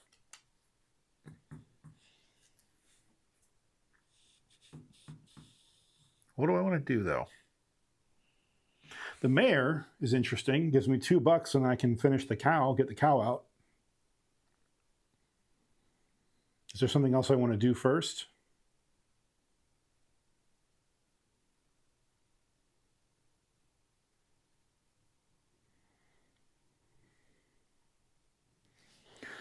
I could tend. If I tend twice, I could get this from 3 to 4. And then I could give it to my neighbor. But to what end? Is there a point to that?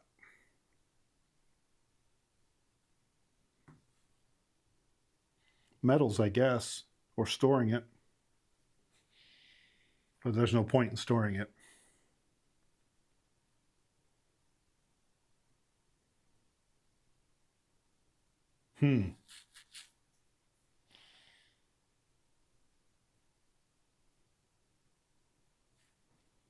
Well,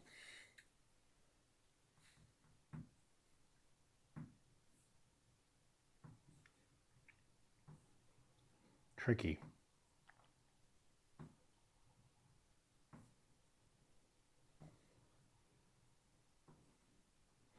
This one's rough. I'm trying to make sure I do the right thing here.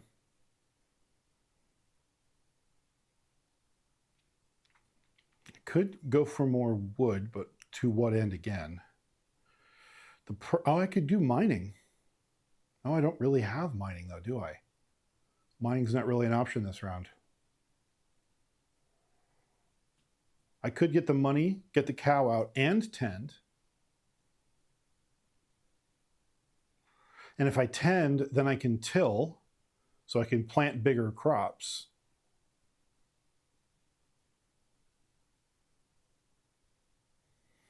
I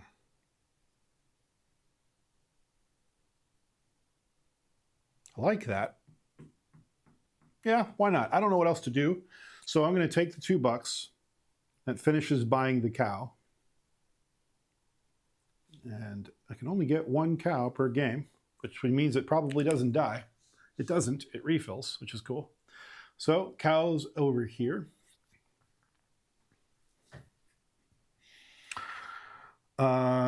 Yeah. And then the other 2, I think I'll just take a tend action, and I'll till some soil.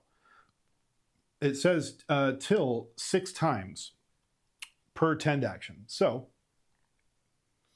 I'll come over there, move it up there so you can see.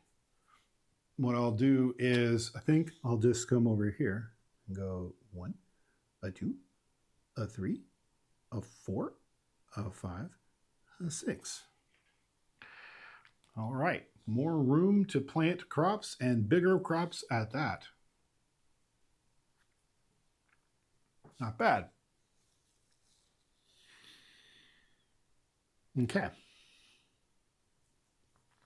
I think that's just the end of that round. That is what it is.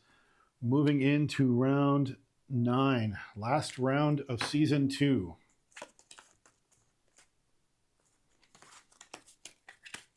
Moving right along. Down, down, flippity, flippity, flippity, flippity.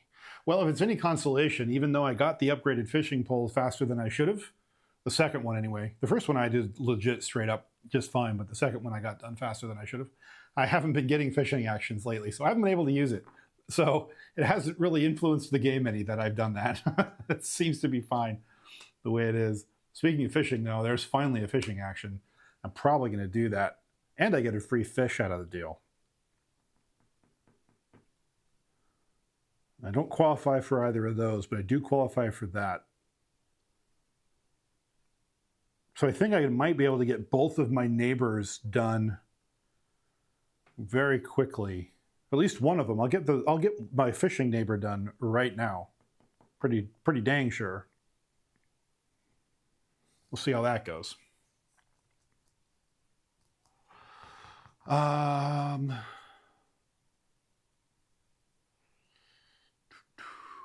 Oh, before I start, we got to tick up our stuff.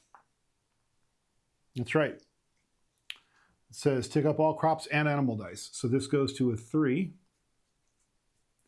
This goes to a 2. This goes to a 3. This goes to, this goes to a harvest. Okay, this is the first time I've actually done a harvest action. I don't think it's a harvest action. I think it's just, this is what happens. So, trellises, animals, here we go.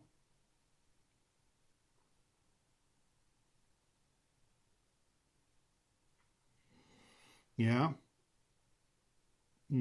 Collect goods from animals when their dice tick up to a white symbol, as explained on page 16. Uh-huh.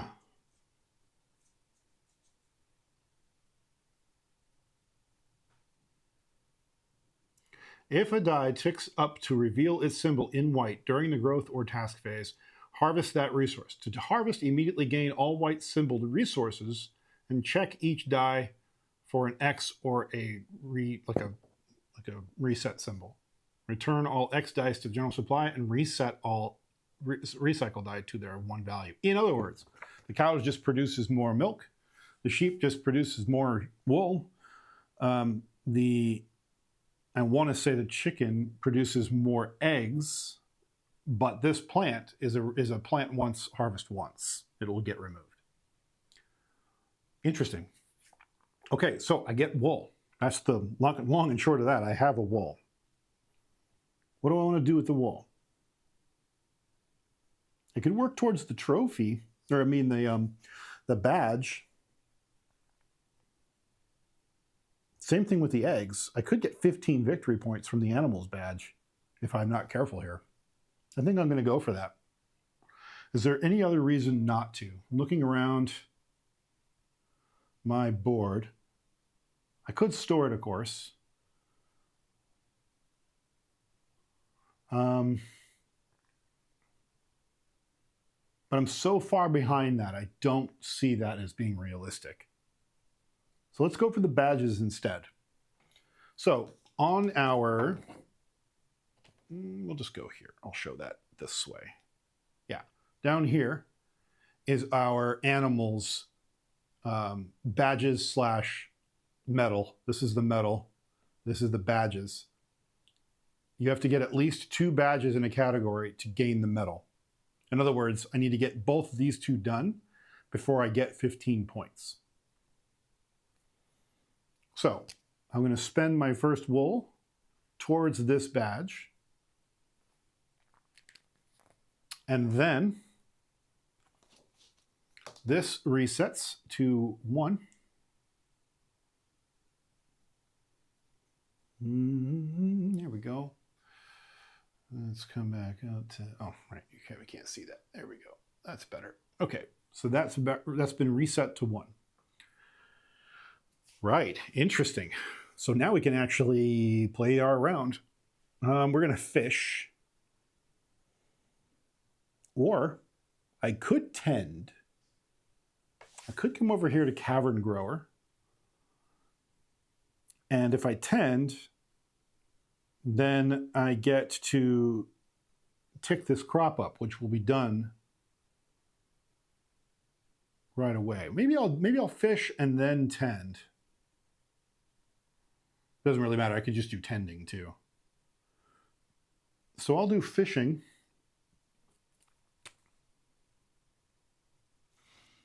Let's do fishing first. It's more exciting. Let's see. Yeah, you can see that. Yeah. Okay. Seems like it's not focused though. Let me try that. Is it?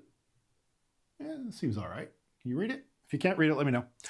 Okay, so I rolled a 1 and I rolled a 5. Okay. Ooh, holy crap. I got the fancy expensive fish. Well, what do I want to do with that? There's probably something to do with that, other than badges and stuff. Yeah, I mean, there's an advanced fishing badge. It's only worth, if I get the medal, it's worth 10.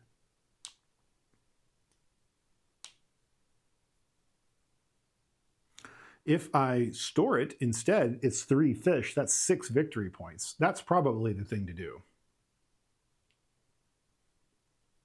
Well, I was going to pay off my neighbor bonus, but 6 victory points is hard to say no to. So we're going to do that. We're going to store it. So let's come here. You can kind of see it in the corner. What's it say? It's oh, I see. Okay, it's just 3 in a row. Fine. We'll just skip a spot over here. In fact, we'll just go way up here if we can, because I don't have to go adjacent. So looks like I'm only, I love how I'm only storing fish. Like I'm not even worrying about it. So much for the 20 victory points. That's probably a mistake, but okay. All right, well, we did our fishing. I was expecting to pay off a neighbor, benefit a neighbor. And doing so is 3 victory points apiece, so it's not something I should be neglecting. But I can't. 3 victory points is not as good as 6 victory points, so I'm going to take it while I can get it. Okay, well, that is what it is. Action, that was task 1. And I do get a spare red fish. I got that as a bonus for this cave fisher action. Red fish aren't very useful. Well, they're worth 2. That's 4 victory points.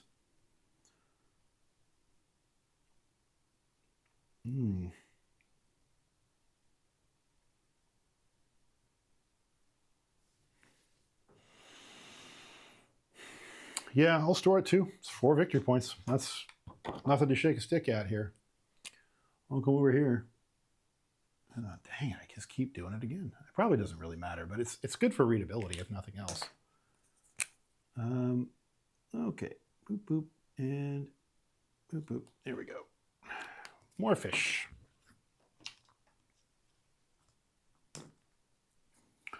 All right. Now I think I do want to tend, though. So I'm going to do the this tending action.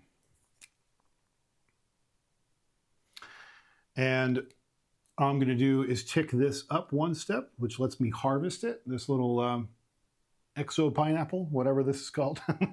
So this comes off. It has been grown and harvested. And now I'm going to, can you see that? I guess you can, kind of, under here. Sort of. Oh, no, you can't. I'll scoot it up there. There you go. Okay, so this is my neighbor card on this side, which is little Exo pineapple. I just harvested it, so I'm going to cross off this first box. Gain resources for every right neighbor bonus. So that's done. I discard that neighbor card. I will get a new one next round. And I now have one of those blue ore resources to allocate somewhere. I'm looking around, and there's really no place to allocate it. So either I want to sell it for 1, no. Store it for 1, no. So instead, I think I will contribute towards one of these basic mining. I'll just go ahead and cross that off. See if I can get a badge out of it. The badges themselves are only worth like 1 victory point. But if I can work towards the metal,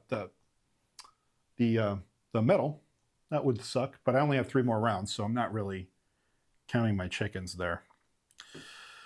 In any case, the next one up is a blueprint, and that's what I really want.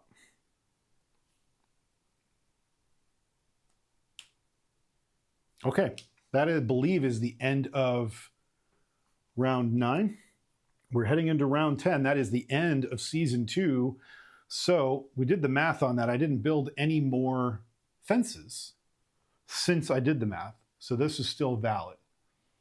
If we look at this, this is the season 2 ending objective. It is build fences.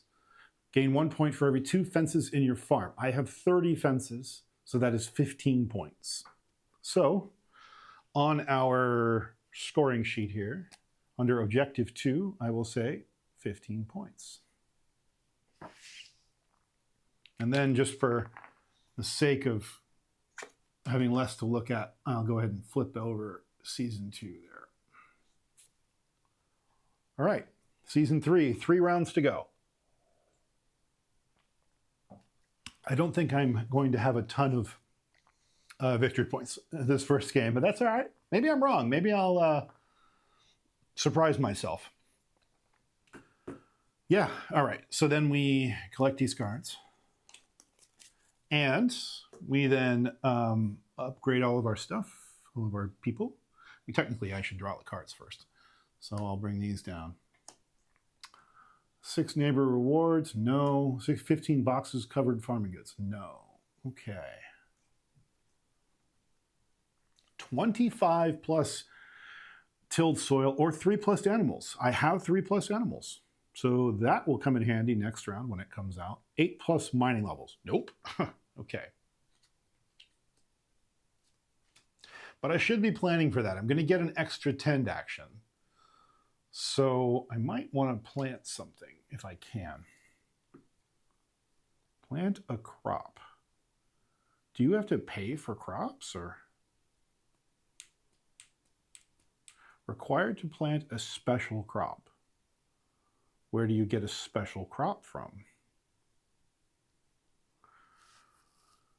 And not just that. Okay, well, let's see, how long does it take? Ooh, 4 rounds. I don't think I could get it done unless I tend it. But if I do get it done, what do I get for it?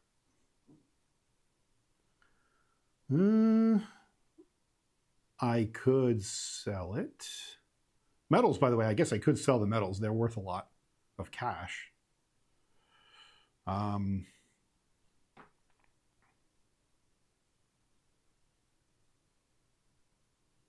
This special crop is only worth $2, and it stores for 3 storage total. I don't know. Like, is that really worth it? This trellised.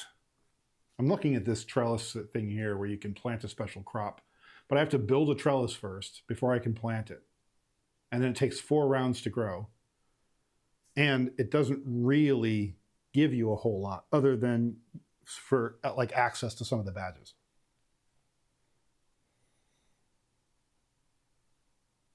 Huh, interesting. Well, I didn't go heavy on the tending this round, so it's fine. I'm good at just as it is. I guess you can just grow a crop. When you take the tend action, it says plant a crop. Doesn't say pay for the crop, just says plant a crop. So I think, if I'm reading that right, I can just pick whatever crop will grow in the space available to me and plant it. This is a larger crop. It can fit there. And how long does it take? 3 rounds. Well, that's pretty good. I could harvest this in the. I could harvest this in the last round of the game. But to what end? What would that get me?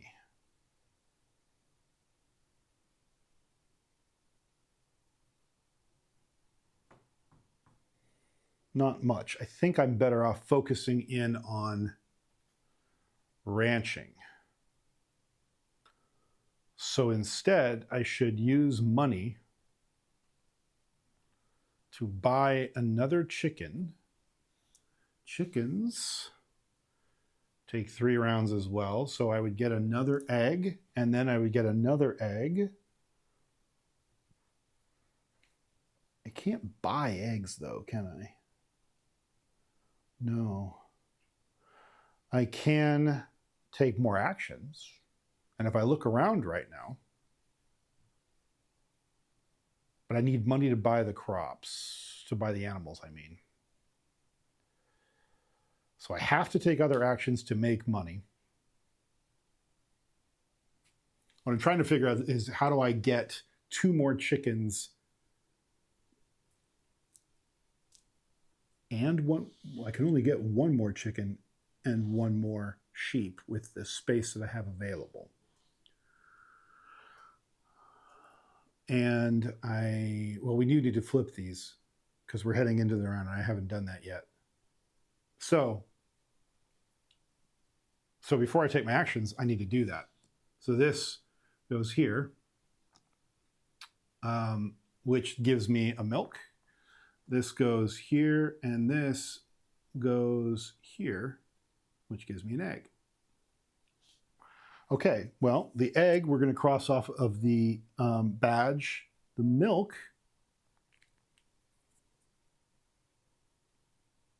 oh, Huh. Well, there is another badge. So let's look at this. If I look here, I'm aware. I'm aware. That's what I'm trying to finish up this game for. So if I look here, instead of spending that egg here, I could spend it down here. This is a more of a generalist track. Egg, sheep, and milk. Well, I just got the milk and the egg. So, but the tricky part is it 3? Oh, it is 3. I could get another sheep. Ooh, interesting. Let's get another sheep. Okay, so I'm not going to spend the egg here as I originally planned. Yeah. I am instead going to spend it down here. And then the milk I will also spend here. So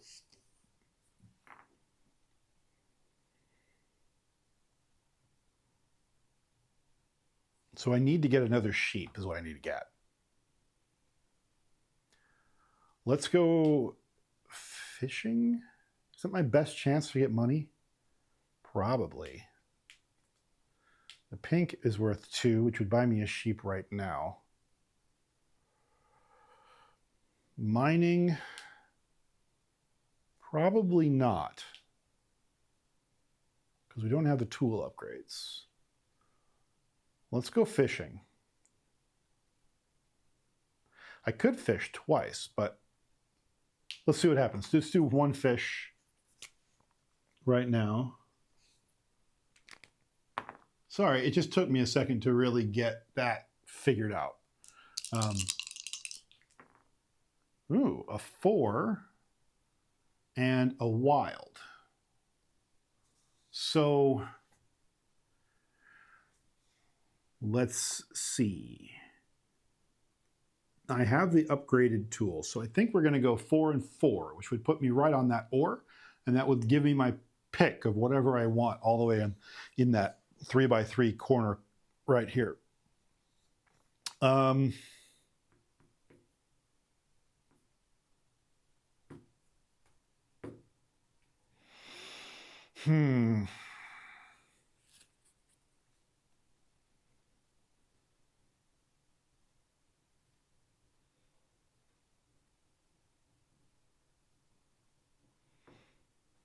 could sell the wood for 1 coin. Okay, interesting. In fact, I think I need to. How much does the fancy fish sell for? 3? Okay, well, I could take the fancy fish and sell it for 3. That would let me buy another sheep. Yeah, I'll do that. I'll go ahead and just immediately buy another sheep. I'll do the fancy fish and then cash it out. 1 more sheep. 1, 2, 3. And 1 more sheep. So there's that. Rather than getting another cow, I can't really get another cow. Don't have room for it. Can't even buy another one. Won't even let me. Okay, so those will both pay out. The problem I'm having is I need 1 more. I don't know that I can. Because nothing I can do. I don't have room for another sheep. And I don't think I can just get another wool. Or can I? I can. Okay, I can. Here's how that works. I just did the hey neighbor and I went fishing. No, I lied. I did river fishing and I went fishing, which gives me this fish. Great, because that takes care of this. That takes care of my other neighbor bonus. This fish is that requirement, and which I just got on the bonus of this card up here. So I'm going to go ahead and take care of that neighbor bonus, which gives me a wood. And then I discard that. So I get a wood to deal with. Doesn't really matter. I'll go ahead and just put it in the basic wood badge because I don't really have a need for it. I could sell it, but I don't think it matters. So what? Is there any other reason to use the wood? Not really. I could cash it out for $1, but it's fine. But more importantly, that wasn't the point. That's the first thing I did. And then the second thing I did is I'm going to do is this. And that will give me a wool because I have 2 chopping levels. That's my 3rd wool. Magic right there. So I can either chop or tend. If I tend, I'll get another pineapple. Fine, pineapples are worth $2. That's my tend. If I chop, then I'll probably just get a wood. If I had to hazard a guess. So what's the point of that? I have enough room for a medium-sized crop. Those are worth $3. And those are 3 points if I plant them. So I might as well go for the points. We'll go ahead and plant a medium crop, which I have the room for. Okay.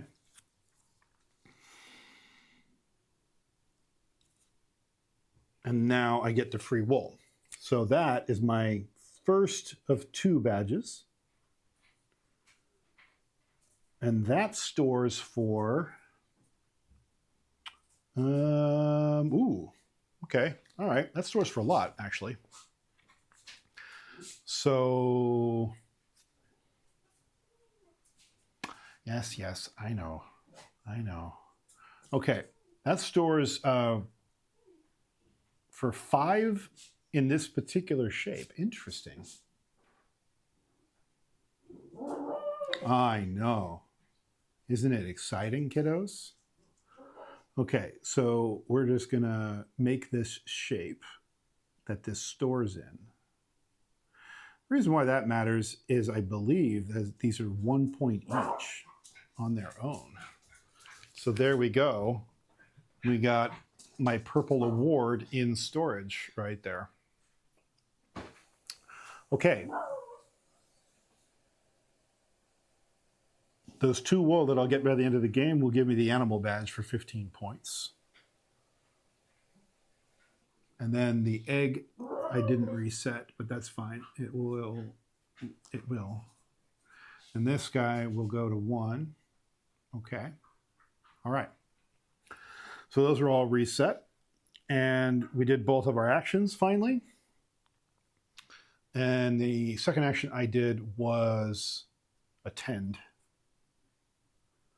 Okay, 2 more.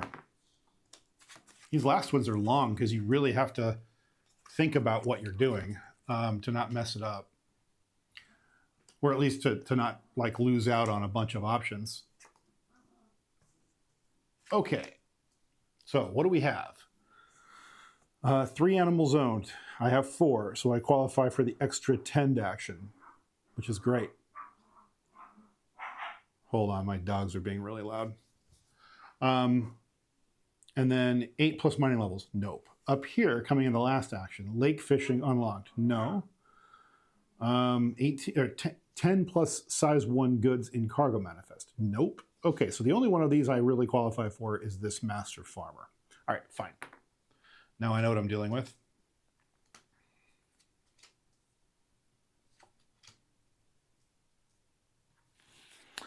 All right, so I should take this. It will give me $3.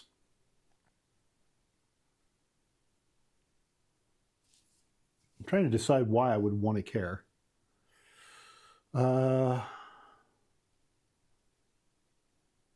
Well, Not for nothing. I could buy copper with it and start buying my way out of these badges. Badges?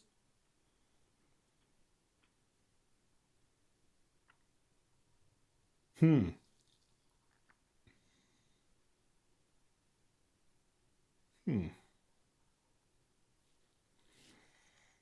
That's interesting.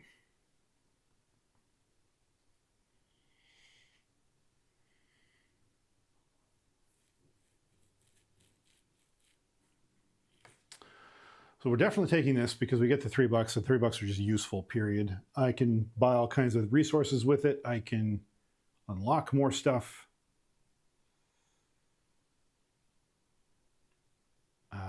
It would be nice. I could buy my blueprints finally and unlock one of my upgraded weapon items so I could mine deeper in the mines or chop deeper into the woods. There are upgrades I could get if I could just get to them.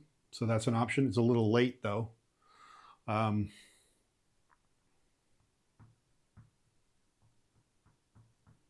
I like it. What else do I want to do? Fishing, probably.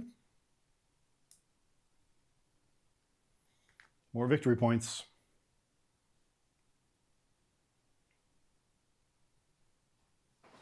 I do, however, have this. So this is 2 tending. I like that. So I could mine, or I could just say screw it and fish and get this stone.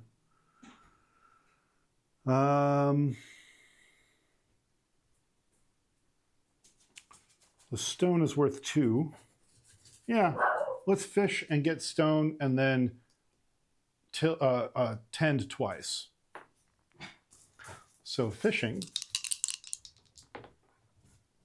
is 2 and a wild. So I get the fancy fish again. I would love to be able to get that upgraded fishing lure so I could fish twice in one action. I could fish twice in one action anyway. That's probably the thing to do. I have one more use of this energy bar.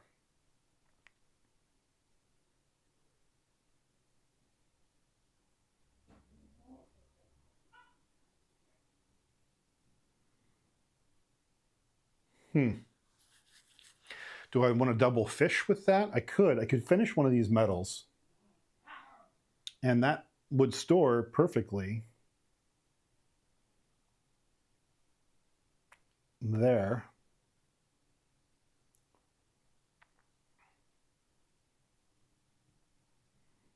Yeah, that's not a bad idea.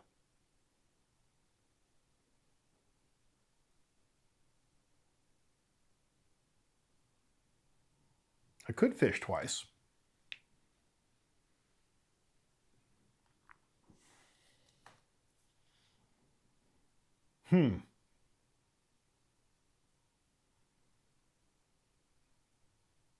Stone sell for 2.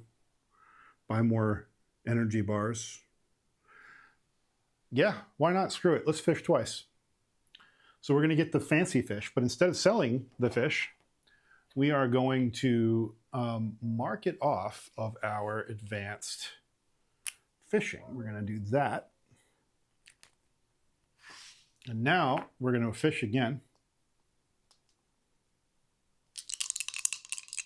by using our second energy bar use.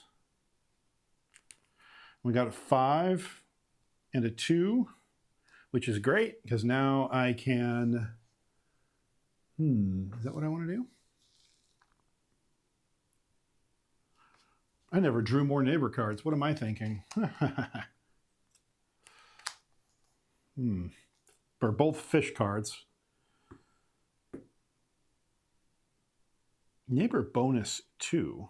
What does that mean?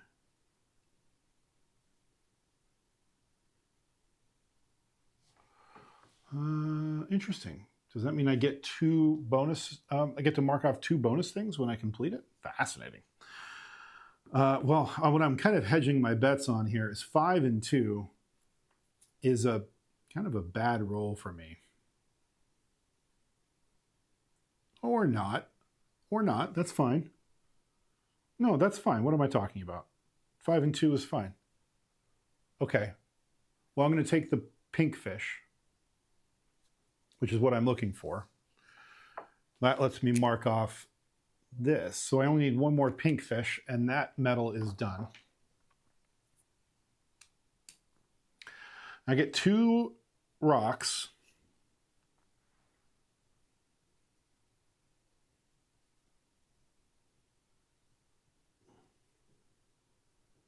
Double the point value of one of your badges. Ooh, wow. That's going to be hard to unlock, though.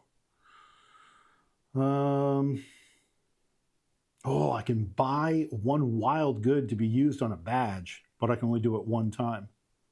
I think I can only do it 1 time. Wow, that's interesting. Anyway, I might do that. It might come to pass where I need to do that. But I got the 2 stone. I got to do what I'm going to do with that. What am I going to do? Sell it for $4. Yeah, sell it for $4. Get another energy bar, so I have 1 money left over. Maybe I just sink it into this other energy bar. Get as many actions done as I can. I think I'm going to. Probably dumb, but I'm going to do it anyway.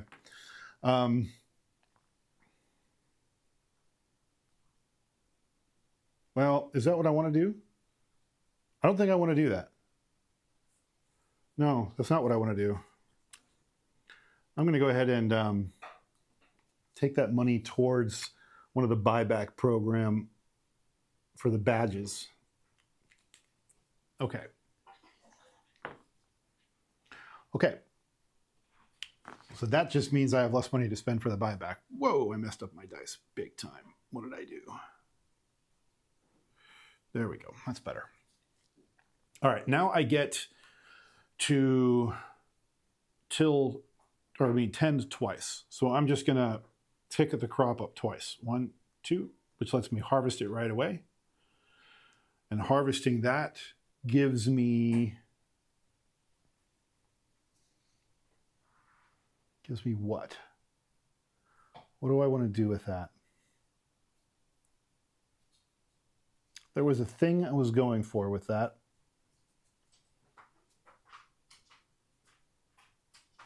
I could use it for metals. It is worth $3. I could store it. That's not a bad thing. I could store it. I think I'm going to store it. I might yet be able to complete this. I doubt it, but I might. I'm going to store it for plant material. Okay. All right. It's, almost half full. But either way, I believe that's 1 victory point per box filled. I could be wrong. It might just be 1 item. But we'll see. Either way, it's still points. So that's gone. Yeah. Okay. So that's the end of the round.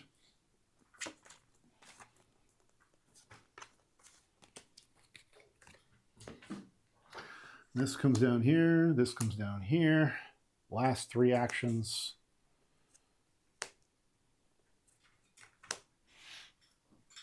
Okay. Now, we need to tick up all of our farm animals.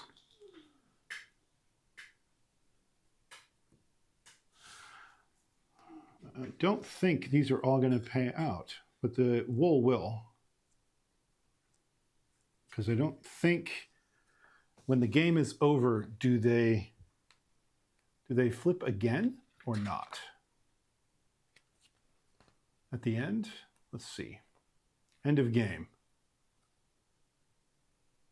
1 additional neighbor phase. Oh. 1 additional neighbor phase, but we don't get another growth phase. That's a bummer. I wish there was a way I could force a growth phase. 1 more growth phase. Either way, I got the wool, so I need 1 more wool. So I'm going to need the money this round to buy my last wool. I need to fish this round, which I can do, thankfully. So I can fish,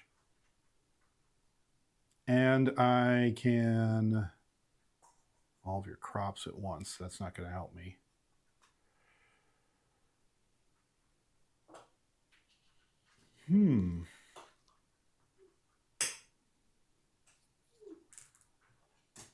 I guess I could fish, make some money here. If I use money to do what I want, I need to get a fish, the right kind of fish, and I need to buy one more wool. And I can do that. So I need to fish for money once and fish for the fish once. The good news is I should be able to catch what I need to do both of those. So, and I have my energy bars. So if I wanted to, I could fish 4 times. What's the point of that? I don't know.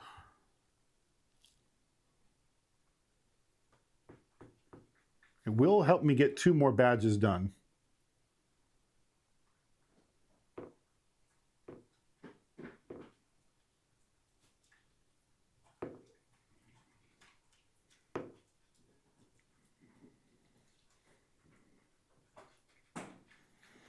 I could store the fish too. That's true. That's true. That's probably the thing to do. Okay, we're going to fish 4 times. That's what we're going to do.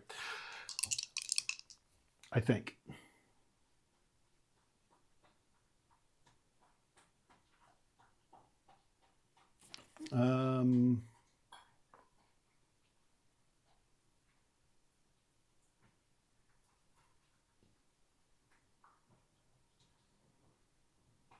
Yeah, I'm just trying to figure out how to store all these fish in a way that I can actually get them in there.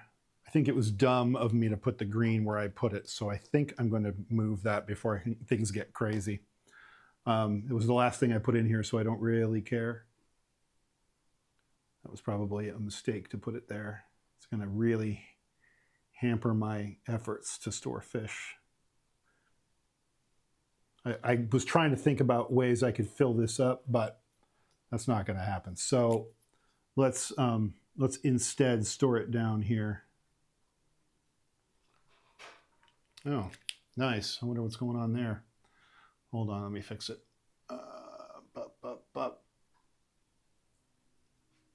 Yeah, okay, much better for now. All right.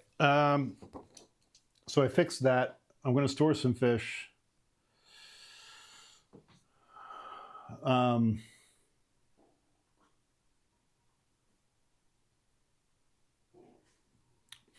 That's tough.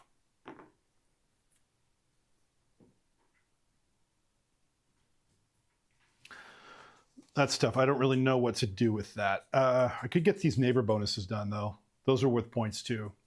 All right, let's fish 4 times and see what we got. Make this quick. We got a wild and a wild. I can do what I want. I can do what I want.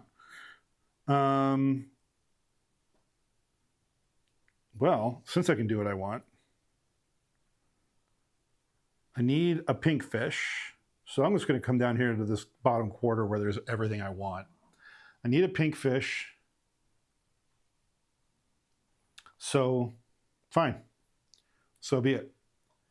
Pink fish it is. That gives me my final, what I need for the advanced fish, one of my advanced fishing badges. And that one is going to look like this. It's kind of the opposite of that one up there.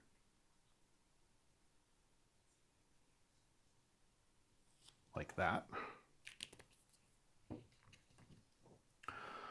Okay.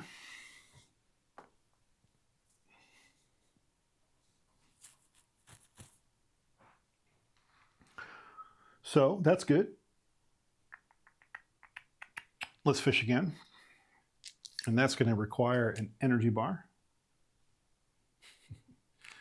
Of course, I used the wrong pen for that, but that's all right. We'll just come in over top. Fine. Okay. 5 and a 2. Kind of perfect, actually. I need the pink fish for this neighbor bonus. So we'll take the pink fish, neighbor bonus. Now, neighbor bonus has neighbor bonus 1, neighbor bonus 2 on it. I think what that means is that I get to cross off more than one box in the neighbor bonus section. Yeah, let me see. Aha.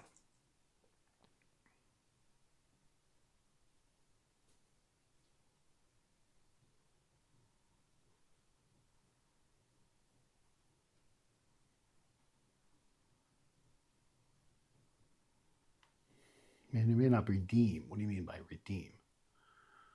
Oh, it's during the neighbor phase. Oh, whoops. All right, that's fine. Oh, they may not redeem it. Fine.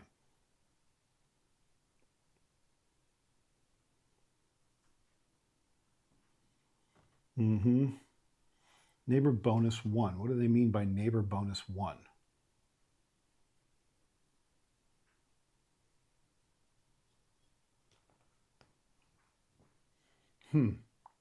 Calm it down, Fred. Yeah, no kidding. If you happen to know or can find the answer to that question, what does neighbor bonus 1 versus neighbor bonus 2 mean? So the bottom of the neighbor cards. I'm taking that to mean I get to cross 2 things off, but I don't know.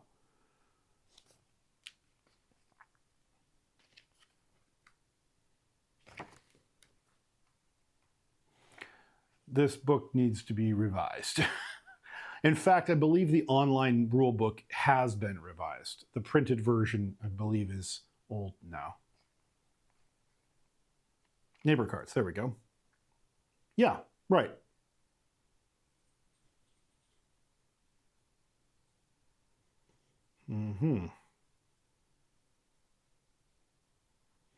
If you do, cross out a number of boxes in the corresponding neighbor track equal to the bonus indicated on the card. Correct. Okay, I was right. All right, I found it. Okay, so I'm going to satisfy this neighbor bonus, which gives me the purple blueprint, which I'll put on my upgraded pickaxe. Not that that's going to matter any. And I get an Exo Wood as well. Now, what do I want to do with the Exo Wood? Probably sell it. Or I can't store Exo Wood. I have to sell it. All right. I could go after a badge, but I'll never get it done in time. So I will just sell it. I'll sell it for 2, and I'll get the buyback program done. Okay. So the buyback program is my use a badge, buy one wild good to be used as a badge. So I'll use that to buy my last wool to get this. I can't really see that. Here we go. I used it to buy my last wool, which will get this badge done. This badge is the kind of yellow and blue one. If we look on our commissary board, the yellow and blue one looks like that. So it's another one of those yellow and blues. Okay, got it. All right. So it's another, and because it's not going to help me, I'll just go ahead and put it in this corner right here so I can get that corner done. Yeah, that's not going to score me anything though if I do it that way. Screw it, I still think it's probably the best thing to do, question mark. No, it's not. I just don't think I'm going to get this whole thing filled up in this last turn. So rather than losing those points, I'm not going to put it there. I'll just go ahead and put it over here. It's fine.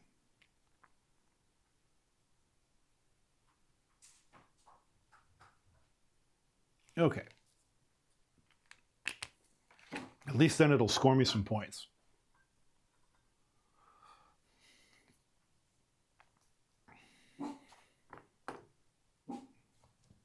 Okay. That was this. That's gone.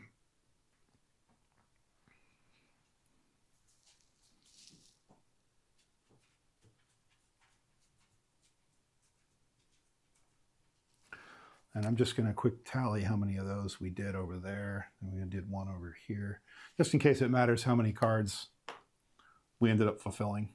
I didn't keep a separate stack or anything. Okay, that was only one of our task cards. The other task card, I'm just going to do fishing again. I'll use lake fish. Yeah. And we have one more use of our energy bar left. One and a wild. Well, we might as well do 5. Maybe. No, I could do 4. Then I have access to all 3 of those types of fish. There is technically one more, a basic fish medal I could get if I really wanted to, but I don't think I could get 3 more fish even if I wanted to, because I can't buy fish.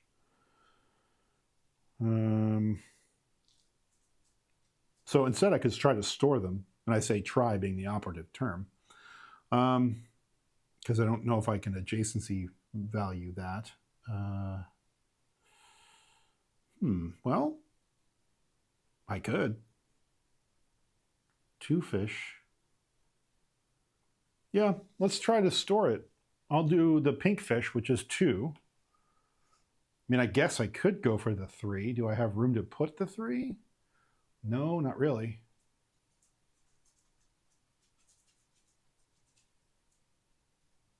Okay. So we'll go with the pink fish, which is a 2 fish. 2 fish, 2 fish. 1 fish, 2 fish. Okay. Another fish. And then we'll go again for our last energy bar use.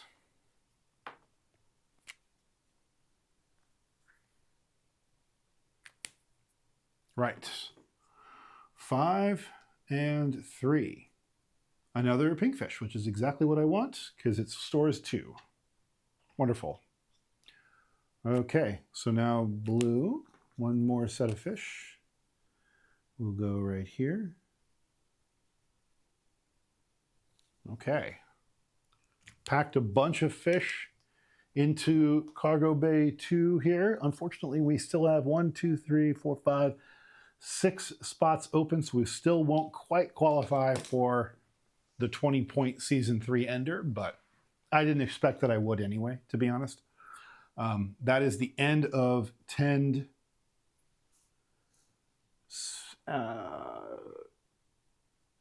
round 12. So we don't get another growth phase. We don't get any kind of final push there. If we were playing multiplayer, we would get alternative ways to play, single player rules. Single player rules function largely the same. The only difference is that completed neighbor cards should be discarded. During final scoring, each earn 3 points for each filled in box. Okay, yeah, I did that. Okay, great. Okay, cool. All right, so I didn't have to tally the number of cards I used, just the number of boxes. Fine, great. Okay, so first and foremost, we did not score. I'll just go ahead and remove my stuff from that sheet, and we'll come here. Objective 3, sadly, was 0 points. So that makes 31 points. Stall 1, we have, let's figure out how we score stall 1. How do we score our stalls? Well, let's go through it.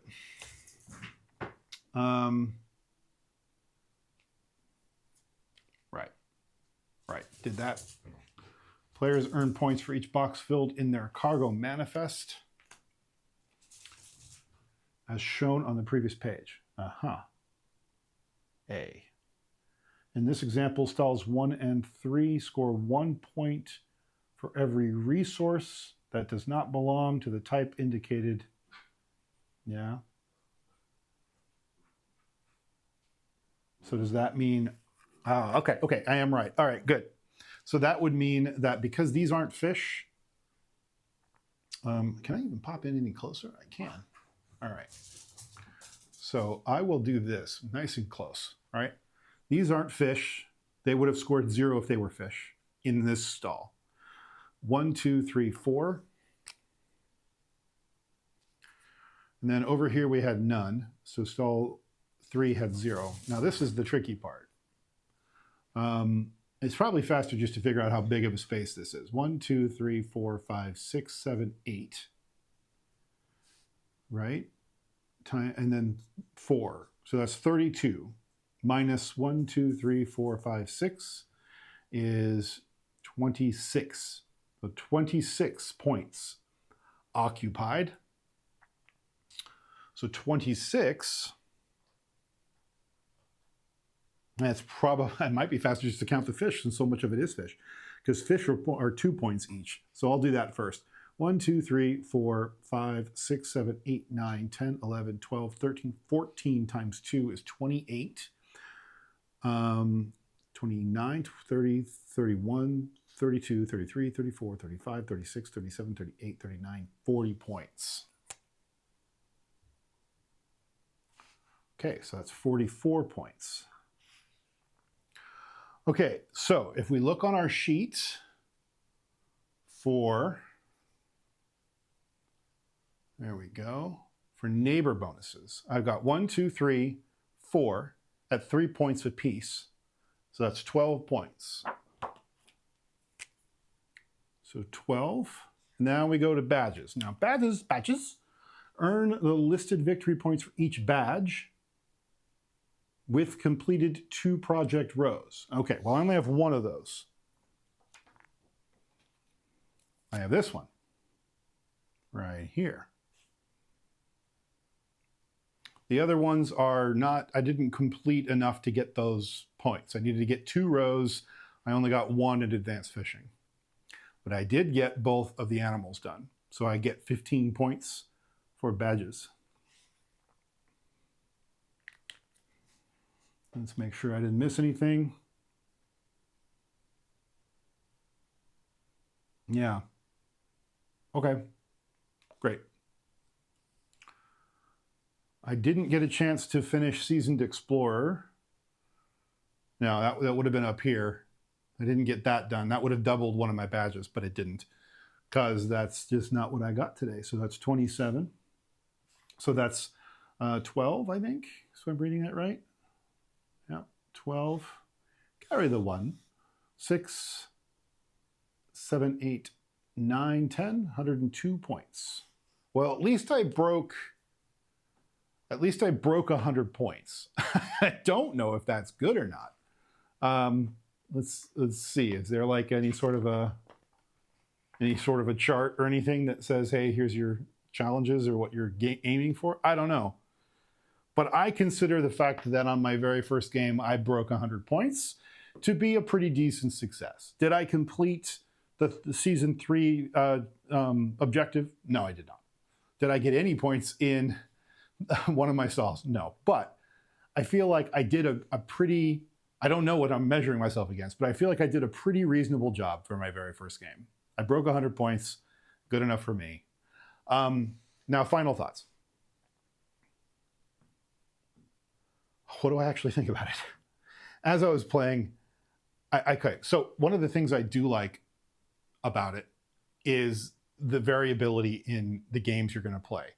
I did not think when I started out that I was going to go heavy into fishing, but the sheet I was looking at for the longest time had a different incentive in the second stall. And so when I was looking at this, when I was setting it up, I was thinking I was going to play a different game than this. As it turns out, I ended up going, because of this fishing objective, I decided to go heavy into fishing very early, and it changed the entire game. I did end up ranching a lot, which I liked that. That was a lot of fun. And now that I understand a little bit more about how it works, I might be inclined to try to like incrementally build pens and stalls around rather than try to do one big one, because it just meant that I was taking so much longer to get started, to the point where I was even cranking anything out at all. So I don't know. On the other hand, season 1, was it season 1 or season 2? Season 2 would had me really had me push hard into building fences. So I figured, why not? And not for nothing, season 2 was, or objective 2 was 15 points as it was. Would have been lower if I had not, but maybe I would have gotten further along on some of my badges and medals. So it's good. I like it. I do like it. It's a lot. It's a lot to process, but it's easy. It's easy to play. I'm unclear about, like, there's one thing you guys never even had a chance to see were like these. This is like grotto fishing, lake fishing, geode fishing. All of those are all unlocked when you get to the bottom half of the scratcher card of the woods and the mines. I never got a chance to get there because I never could quite get all the requirements for the upgraded tools, and I didn't want to spend my entire turn doing one action, which is what that would have required, and probably using an energy to get there. I don't even know that I could, because I still think it requires 2, and you have to do that in one action. So you have to have an upgraded tool in order to do them. So that's like an entire half of the advanced part of the game that I never even saw. I got the bridge fixed, and thank God, because that let me at least get the river fishing, or I wouldn't have gotten a lot of this stuff done at all. One thing I do like is that trophies, the badges, they store, so they eat up places in storage. I didn't really put that together. I probably would have gotten to these a lot more, because it meant I could have filled up my cargo manifest a lot faster if I had just been spending a lot more time on getting these individual trophies. So there's a lot there. This is a cool game. I really like the strategy. I love the art, of course. I love the implementation. I don't know. I like the scratch off thing. I really like the way it is. Why am I hedging so much on this? Why am I not going, this is a banger, go pick it up? I don't know. Maybe it's somewhat of a luck mitigation problem. I can't re-roll dice. I can't buy certain goods if I am out of options and I really need to.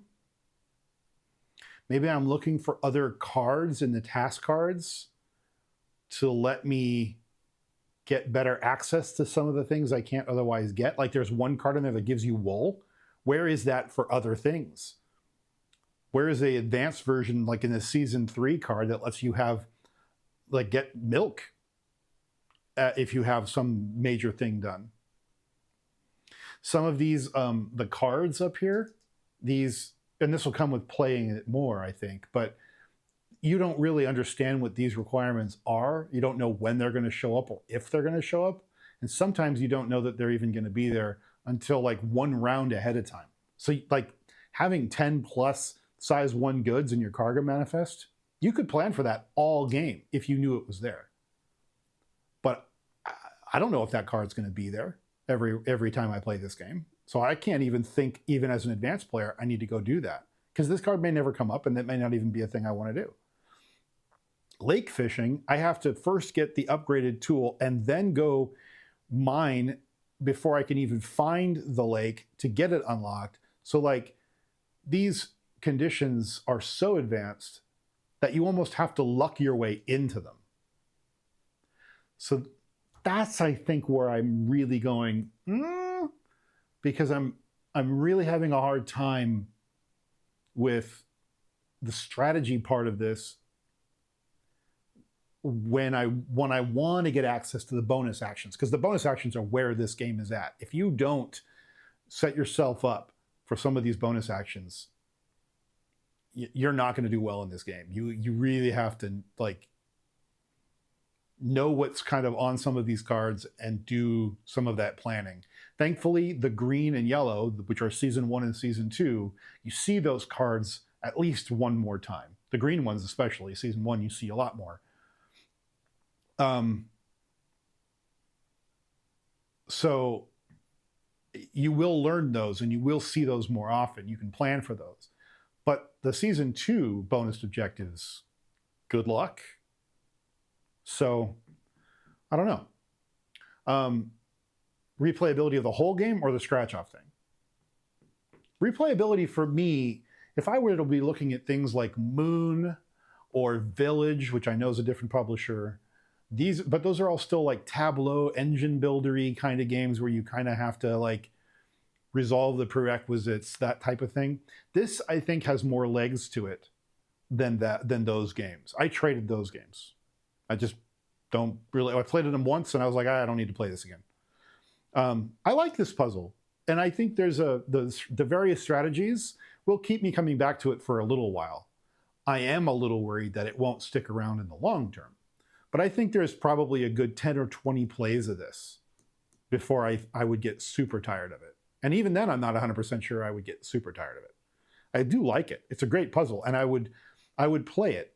It starts to feel a little bit like I'm playing a spreadsheet, whereas games like Flip Town don't make me feel that way. Flip Town, there's enough theme baked into absolutely everything I'm doing. And like, don't get me wrong, I'm fishing and I'm rolling those dice to fish through the pond and throw my fish. That's true.